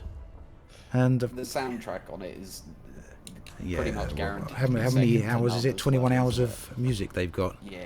for For the new Rebel one. Galaxy, it really does remind me of GTA. That's the first thing that came to my mind when I heard Yeah, them switching. exactly. I mean, you know, it's got some of the things we were talking about earlier. You go into a bar and you get the rumours, head over here and maybe you can find a pirate ship or a abandoned frigate or something like that. Yeah, you can just go out. It's a bit like GTA in terms of gameplay, I guess. It's not that kind of massive scale, but it's that free form gameplay. Head to one base here and go and talk to some characters. They give you some information to go to another place. Yeah, go for it. That doesn't surprise me because the people who make GTA cite elites as their primary influence. No, well there you go. Yeah. As to what they were trying to make elite in a city. That's how they describe it. And so it's funny how it all comes full circle, right? Yep. That we're back where we There's started. prostitutes and elite. And then of course there was those nice little. Oh, they have slaves. I mean, come on. There was those nice little what do we call them? Like bar games. They were playing in the gameplay video for Rebel Galaxy as well, wasn't there? There was Paul. All right, Paul. Yeah, you've both seen the videos. All three of you seen the videos. Yeah. Yep. That? Yeah. Yeah, they were playing. Was it 8-ball and there was a card game, wasn't there? Was it a card Yeah, game? and some Or a fruit dice machines. game Not or just something like that? everything, little Yeah. extra things to bring the world alive. Really, make you feel like you're a part of it. And Stuart GT pointing out in chat here for X4 Foundations to arrive completely broken, which is pretty normal for an EgoSoft game. A couple of patches later, yeah, 6 months or a year before it starts actually being even playable. But you know As long that as it's not like what was it, X3 Rebirth VR, which was just the worst. I'm unplayable. showing, But it's it's the normal Rebel for them. Galaxy stuff. Yeah, it looks Oh, pretty did you good. see? Anne, did you see if X4 has got VR support? Did you know that? Yeah, they said no Apparently it VR won't be. support for that. I've got People some were floaty rocks here angry talking about about bugs. it. Yeah, Thinking, they what said the if they fuck? if it does have that, it'll be a released as a separate version of the game, like they did with Rebirth. They did X Rebirth VR as a separate. They Oh, did, prepare but- for shitfest. Yeah, just I was because there's so really much stuff hoping they'd have to they rewrite would- for Oh it. my god. Yeah. I was hoping that Some- they would use it as a like, okay, we know how to do it now. We know what not to do, which is X Rebirth VR. Yeah. Okay, so somebody in my chat said X3 Afterbirth. Yeah, it really was. It's basically it was a London M25 simulator in space. It's actually the fourth game, wasn't it? Though 3 was actually really good. X3 was Albion X3 was Prelude. good, yeah. Yeah. Although Rebirth. didn't one of them take away the ship, like the user interface? It was basically you're just looking out from a camera or something. Yeah, then Rebirth was a rebranding of it, pretty much, wasn't it? That's where things kind of went wrong. Yeah, But, you know- Millennium was good. One of the things that's interesting about Rebel Galaxy is quite how much, well, Rebel Galaxy Outlaw, is quite how different it is from the original one, right? Because the original game, mechanically, was the way that you controlled the ship was from an external camera. You were, you know, it was much more about broadsiding and larger ship control, whereas this is much more, you know, first person inside the cockpit flying around sort of thing. Yeah, it's because the first one was more about larger ships, wasn't it? Capital-sized ships you were actually controlling rather than fighters. Yeah. Yeah, much different scale. It's one of the things that I find, I guess, the most worrying thing looking at all the footage is it's very clearly designed to be a console game. I'm, you know, one of my immediate questions is, can I use a HOTAS? But the answer, it turns out, is yes. Yes, I can. Which alleviated most of my concerns, because I was like, I wouldn't want to play this with an Xbox controller. Yeah. Did you? Or mouse and keyboard. for that matter. Get with the times and get with the keyboard and mouse, people. Come on. Why? I have a gorgeous HOTAS and a pair of pedals. I want to use them. No, keyboard and mouse. Keyboard and mouse. No, you stop that blasphemy right now, Yamiks, or I'll send you to your room. Yeah, it's all about the motion. Fuck off. Yamiks. No, you're in It's trouble. all about the motion, Yamiks. Put a bucket over your head, right? Immersion. Exactly. That was said with Okay. maximum kappa, by the way. I wasn't being serious. Sure. No, I really wasn't. And did you guys see the really neat feature on? How do we put it? Doing nice designs on your ship. They got a complete, complete utility, design, isn't it? That's it. The ship designer. Paint.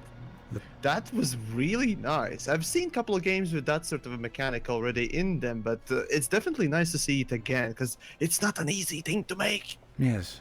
For those of you that basically didn't see it, it was an equivalent of a utility built into the game, very much like Photoshop, which you can import your ship into and then create your own paint job for the ship as well as your own decals. So just lots of cocks then. That's what it's going to be. That's what's going to happen, obviously, isn't it? Yeah. What it sounds like is almost like the old Need for Speed sort of thing, where you'd have like multiple layers that you could mess around with and stuff like that. Yeah, exactly that. Oh, you And then can there make was quite the other cool though. feature, wasn't there, where you can basically order a 3D print of your ship.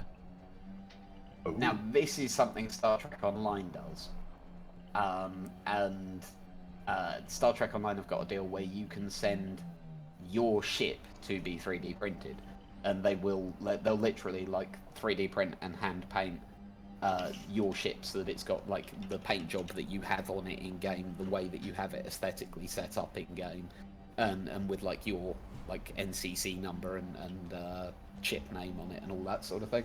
It's I want that utterly in Elite awesome. so hard. I want that. In Right. Elite. That's what I was going to say. Frontier are missing a trick there, aren't they? Yeah, that's one. Well, I did actually talk to David Braden about that when we were at Frontier, when we were at lunch. All right. I was talking to him about precisely that, about the fact that Was he aware of that? He Was it- hadn't been. No, he was very interested when I yeah. Yeah. Because that's something that, I mean, it's not cheap. Don't get me wrong. As far as I'm aware, I haven't looked into the pricing, but I know it's not cheap.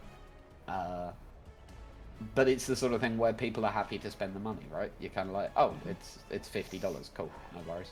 There's a site that does that for fantasy characters, so you can design your own fantasy character, get it 3D printed. I can't remember the site now, but you get it 3D printed, they'll send it to you, and then it's down to you to paint them. But they're really nice.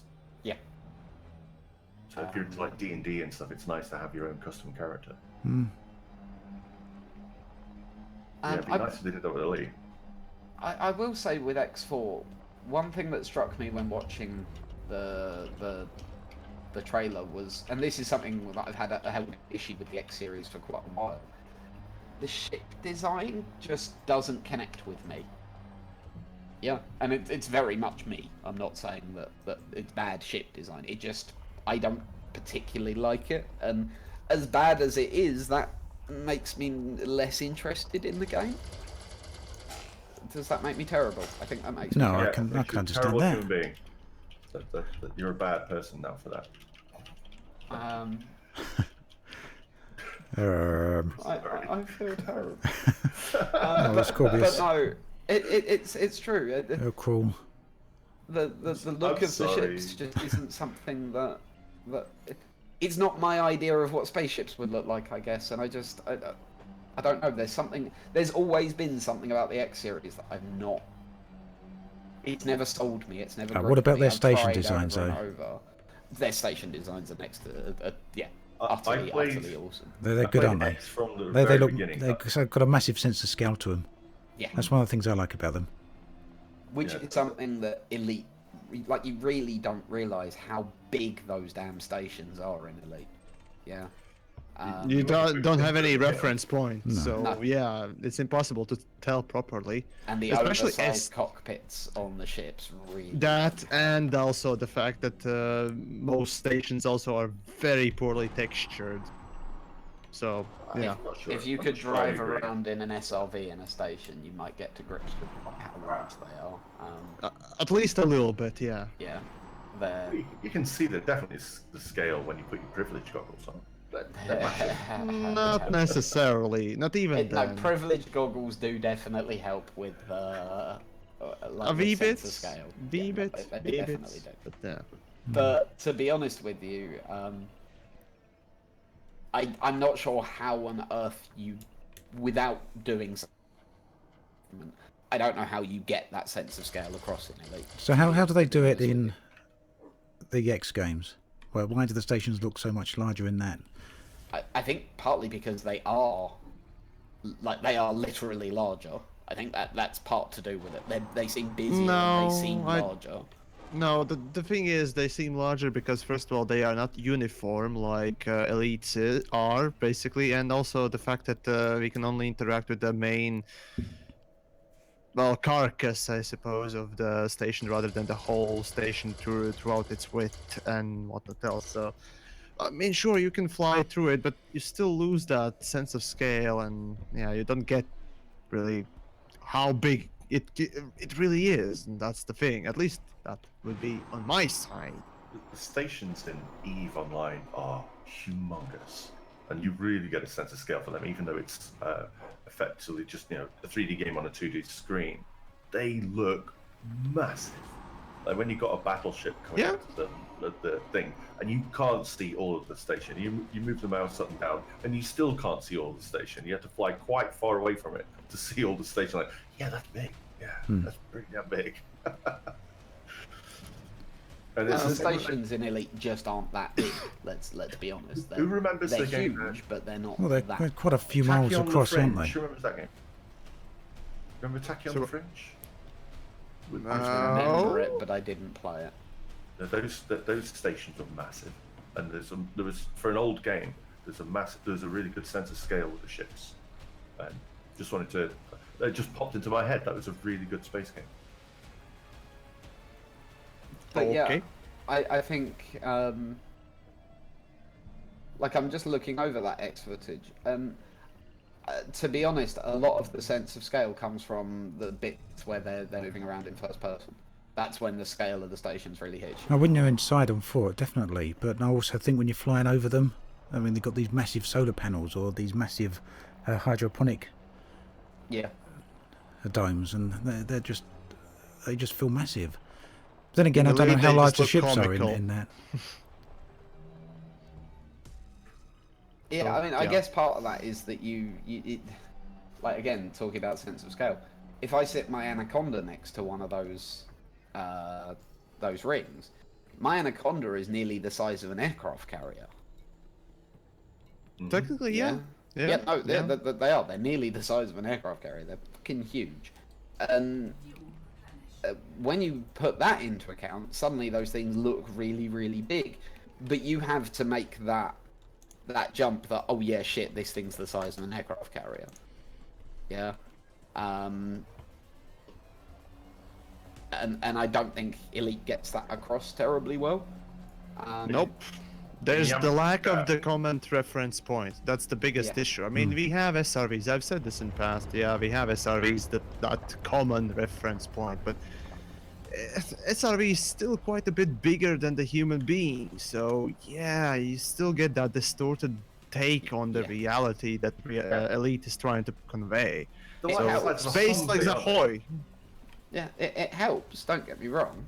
The SRV It does. definitely does help with the sense of scale, and when you're driving around one of those ships, you do notice, oh yeah, shit, they're huge. Yeah.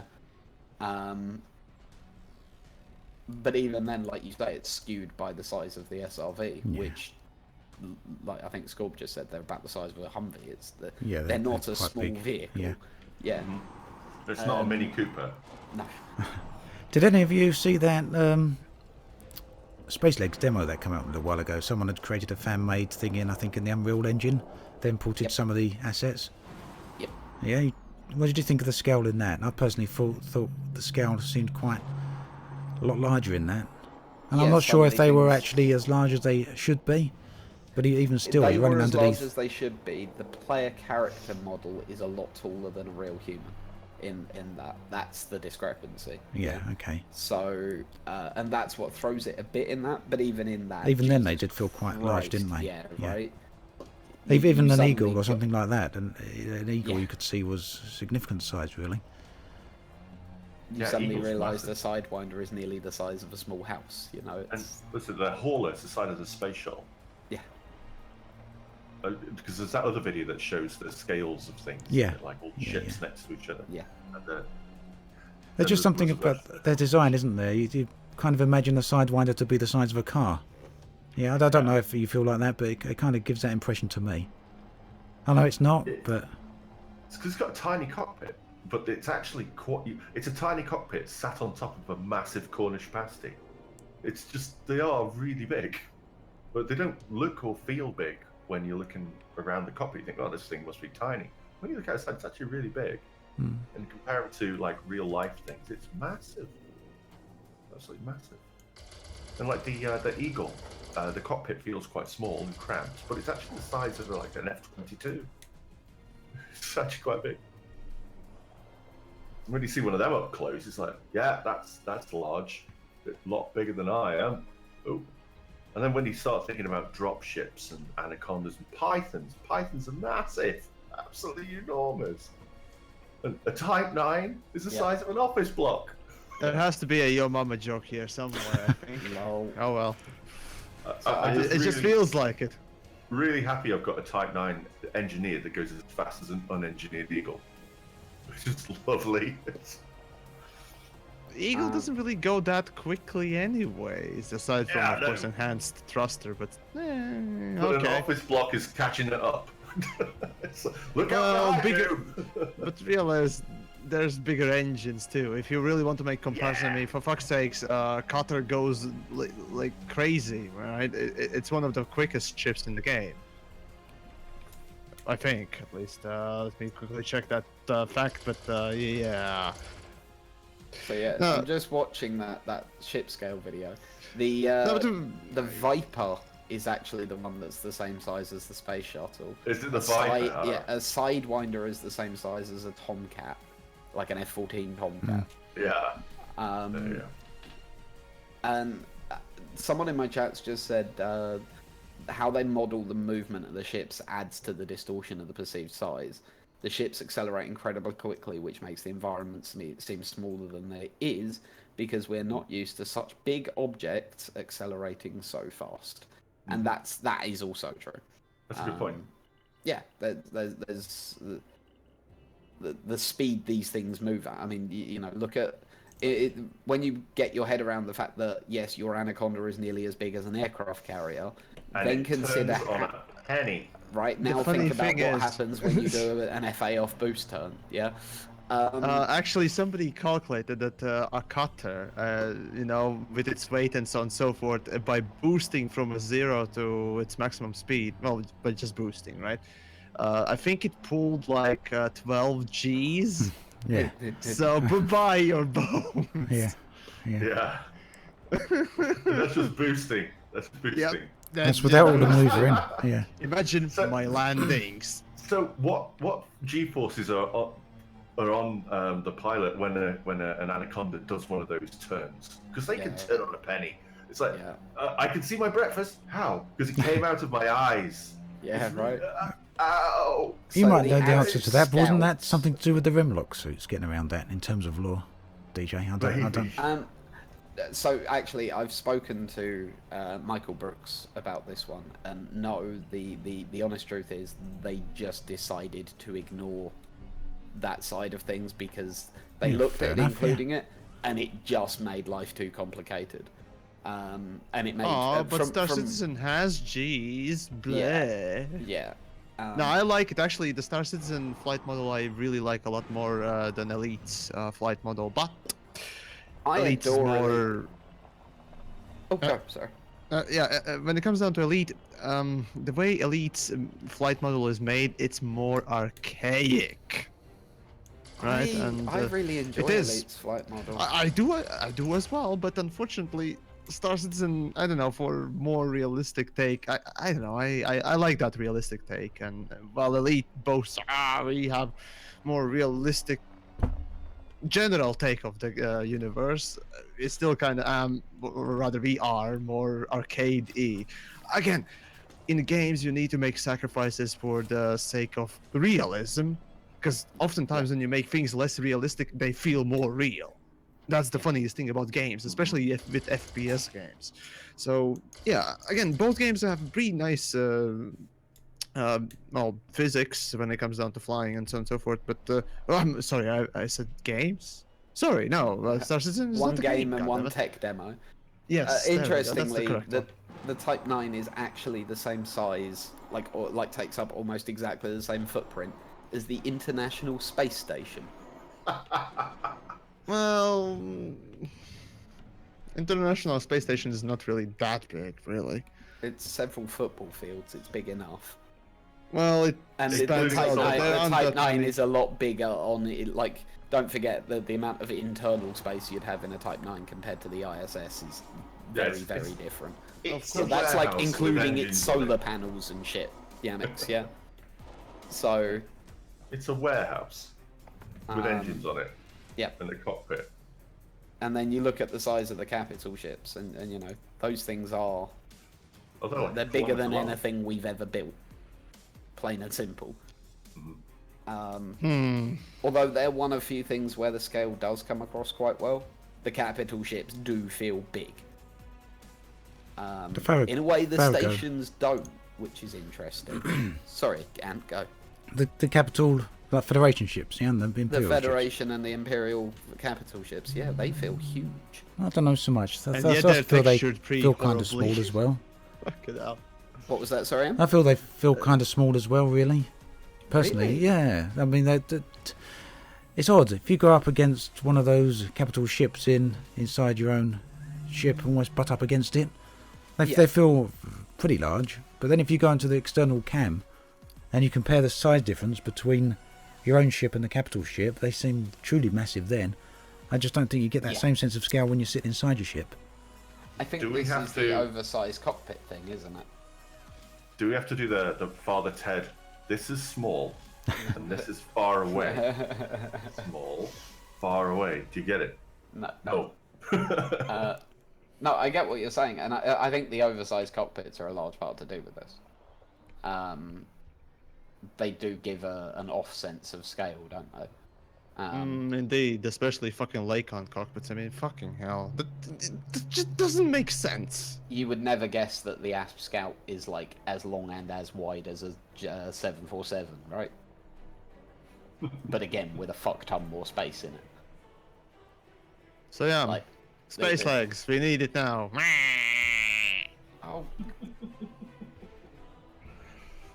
Oh, So, dear. we're coming up on our 2 hours. Pretty I was much, just yeah. about to mention that, yeah. Actually, to give one thing about X4 and Rebel Galaxy, well, less for Rebel Galaxy, but X4 definitely. I'm looking forward just to see whether or not it will be capable of kicking Elite's teeth in, because we need a fucking competitor at least in some way. Unfortunately, it's not multiplayer, so that's already not really competing. So that's unfortunate. So still. But even so, even when people say that because No Man's Sky did so well, I'm just gonna go play No Man's Sky instead of Elite. Well, X4, come on. Yeah, it's You can pointed do out it. to me early Make- on that with No Man's Sky, they've lost 90%, 94%, I think, of the player base of what it had after the next update. It's typical. It's typical. You'd expect that from again. a single-player game, yeah, but even, No, even still. that's a typical thing. Again, the new thing comes out obviously for the first month or so. Yeah, of course there will be plenty of people that will be playing it, especially if it's something groundbreaking or really new and fresh, or just simply new, right? Which No Man's Sky had. It's a typical progression of things. I mean, even for Elite, as a matter of fact, I've noticed for a while now that for the first 3 weeks, everyone watches videos. Everyone also plays the game. Steam charts actually does display the same thing as well. That for the first 3 weeks, it's the massive influx, and then it already is dwindling, and by the 4th week, it's basically more or less back to the start. So, or back to the previous sort of level. So it's a typical thing. So we'll see how much Elite actually improves with the last update. again, we need news. It'd be nice to have news, but yeah, I'm the only one who's in dark at this point. So let's see. Oh, we got, I don't know, 5 more minutes or so, or we can end a little bit early. I don't know. I think we're 1 minute towards 8 here. Yeah, I need to run very shortly because Okay. I have Okay, well talisman then, game to go and take get us out. involved in. So thank you very much for joining us all this week, everyone. It's been an awful lot of fun. We're going to carry on with this next week, and obviously Week after every that, week and week after thereafter. that. Yeah, I just realised like I was going to go, oh yeah, we're going to do this next week, and we haven't planned it, so I can't do that. But yeah, we will be carrying on next week. Thank you again, everyone, for joining us. Has anyone got anything special they're doing this week? Anything particularly exciting coming up? I don't hype people pointlessly. Wink, wink, nudge, nudge. You don't hype people pointlessly. Okay. So, does anybody got anything exciting, anything particularly fun coming up? Not me. No. Nothing fun. Nothing how, fun? How boring is that, eh? It's terrible. What about you? What about you, DJ? What are you up to? I've just realised that I have no major plans for this coming week. So I'm exactly the same. Although I am about to go and play a game of Talisman, which is huge amount of fun. And well recommended if you've not played it. It's a digital board game. Good fun. How's that work? Digital board game? It's literally the board game, and you press a button to roll the dice, and then click where you want to go. And it's not even like fully animated or anything. It is literally a digitized version of the board game. Okay. Oh, I just prefer to just stab myself in the balls with a spork. Oh no, because it's a very PvP focused board game. You can be a complete dick to your opponents, and we quite often are. All right, It's good fun. take But us anyway, out. Come on. Right, thank you very much. So tonight we have been joined by Ascorbius, Have a good night, everybody. Obsidian Ant, Thank you. and Yamiks. Send anthrax. So I've been DJTruthsayer. Thank you very much for joining us. I'm going to be carrying on. I think these guys are as well. Yeah, I'll be here for a little while longer. Have Yeah, a probably lovely too. evening, everybody, whatever you're doing. And we'll see you all again next week. Thank you then. See you soon. Bye, guys. See you soon. Okay. There we go. Hello, everyone. It's me on my own. Everyone's gone. Hopefully, you enjoy that segment of the show. It's Sporg from Babylon 5. Spork. Oh, I think Spork is a spoon and a fork. Have a look on Google. It's a bit of a combination of the two. So, as usual on the on these live streams, I like to hang around for another. Yeah, they've abandoned me. How dare they? Now you've got to put up with me just on my own. As I was about to say, I normally like to stay. It's time for a private chat. You know, I like that, Naos. I like to hang around here for a little while longer and just talk with chat, because it's not something I get to do with you whilst we're on with the other round table guys, because obviously it's a bit difficult talking with them and we're talking with chat at the same time. So yeah, I'm gonna scroll up chat a bit and have a look what's been going on and try and catch up with everyone here. So let's see where we're at. I don't know quite how far we go back up. I'll try and scroll back to the last part I actually saw. So Stuart actually mentioned that the scale in Elite Dangerous is very clear in VR, and that's really true. Any of you that have put on the virtuality headset will know exactly how large it feels sitting on a landing pad inside the interior of a station. It feels absolutely massive in those places. For some reason, I don't think that scale quite carries across to the monitor. I've never really understood quite why that is. I do think one of the points DJ brought up about the size of the cockpits, I do think that kind of plays a part, but it's one of those things that everyone's brought up again and again since the very early days of Elite. I remember back during the beta when there was only 3 systems and 3 space stations. it was something that people actually mentioned, but yeah.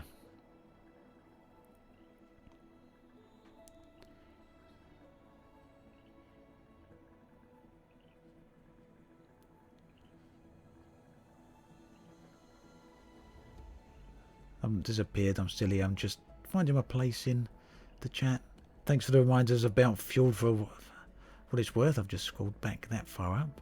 I think I was nearly out at one point there when I got really, really low. Not that it would have mattered, I guess. It wouldn't instantly explode. Yeah, having NPCs standing aboard hangar bays and something like that, I think that certainly would add to scale. You know, it's odd thinking about that, because at one point there wasn't any avatars in the game. We sat in empty ships and empty, no, not empty SRVs, because avatars were in the game for a long time by the time we had SRVs. But yeah, at one point in the game's development, I think probably before release, there wasn't any avatars in the ships even. So there's clearly avatar technology there, but I guess it's just extra work, extra load on the computer. Having us walking around, or having avatars walking around on landing pads and hangar bays, but yeah, something to think about, I guess. It's got me just musing that over there.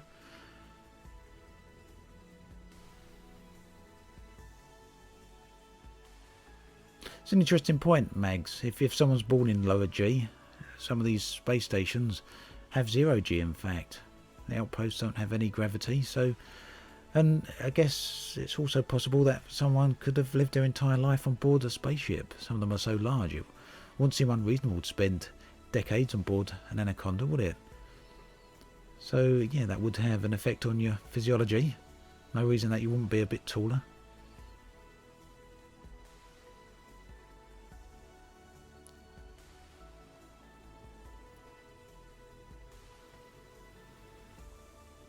So Sean Poppy would like to see different SRVs for different purposes. I think that's something that is long overdue. I guess there's the argument at the moment that there's not a lot of different activities down on planetary services to warrant different SRVs, but for argument's sake, you've got the base infiltrations. I'd like to see an SRV with more tank-like qualities being used for that. Same with the bases where you've got all the ships flying around. You can get back in your own ship and try and take them down, but it'd be nice to have some surface-to-air weaponry on your SRVs for those sort of bases, wouldn't it? And wouldn't even have to necessarily be entirely different SRVs, just different setups for the existing SRVs would be pretty nice.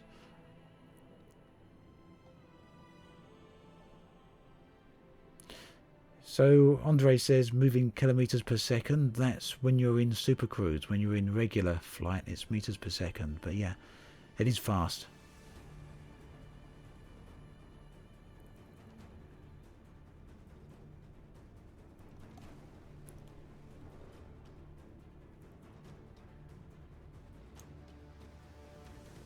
Telex says Frontier not going to do much but tweak Elite around the edges.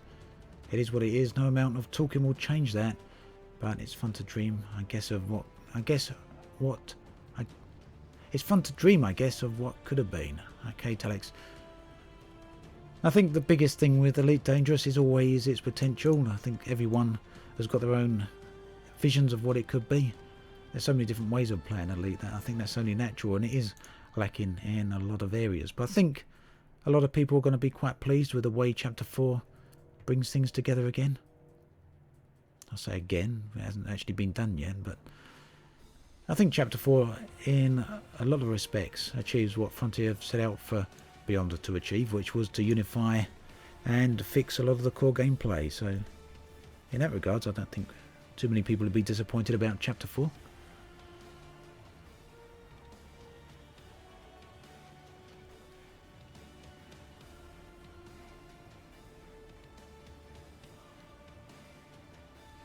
So just scrolling down a bit more chat here. So perceived scowl, that is from Arthur Haig. perceived scale is also largely influenced by the size references. Adventure photography often has a tiny person in the landscape to help you understand the scale of what you're looking at. Totally agree there. And sometimes you see this in movies as well as the camera, especially in fantasy type movies, Lord of the Rings and things like that use this a lot. But not just that, any movie that has the camera panning across some massive landscapes, or especially if there's architecture in there, some large buildings or something, you'll see a flock of birds fly by. Almost guaranteed you'll see some birds. And again, that just gives you that sense of scale. Something that Elite's lacking. Obviously you can't have birds flying around in space, but I don't know, some points of references would prove pretty nice. I think perhaps that's something they tried with the little vehicles driving around the interior of the stations, but somehow it's not quite enough.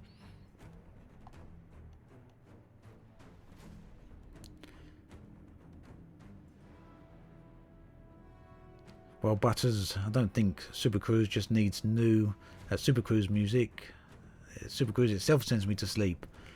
It's one of the things I really wish would change in Elite. I'd like to point-to-point travel. I imagine a lot of people would disagree with that, but personally I'd love point-to-point travel from the long distances in Super Cruise. And yes, you'd probably miss out on a lot of gameplay, but that would be the choice, wouldn't it? You could miss out on that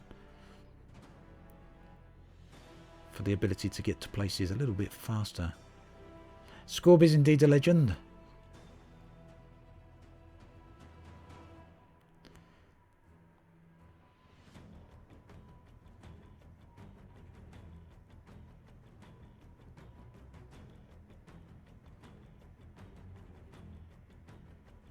Yeah, we're getting back down to the end of chat then. So it looks like we're going to have a slightly shorter session here this week, but no problem. I think I should be streaming next time on Wednesday. I don't know yet what I'll be streaming, but it will either be X3, I think, or Star Control. And then we'll be back next Friday with another roundtable stream. Don't know what the topics are yet. We'll see what comes up in the week and go from there. But I think that is pretty much where we'll leave it this week. As always, thank you everyone for coming by. Really appreciate it. Always have some fun. Thank you to Clayton Ebner for becoming a member, YouTube member on this stream. If you're still watching, then do check out the community tab on the YouTube channel, and there you'll see a bunch of stuff that is exclusive for YouTube members. And also thank you to KI30 for the donation there, very much appreciated. So yep, catch you all next time. Thanks for watching.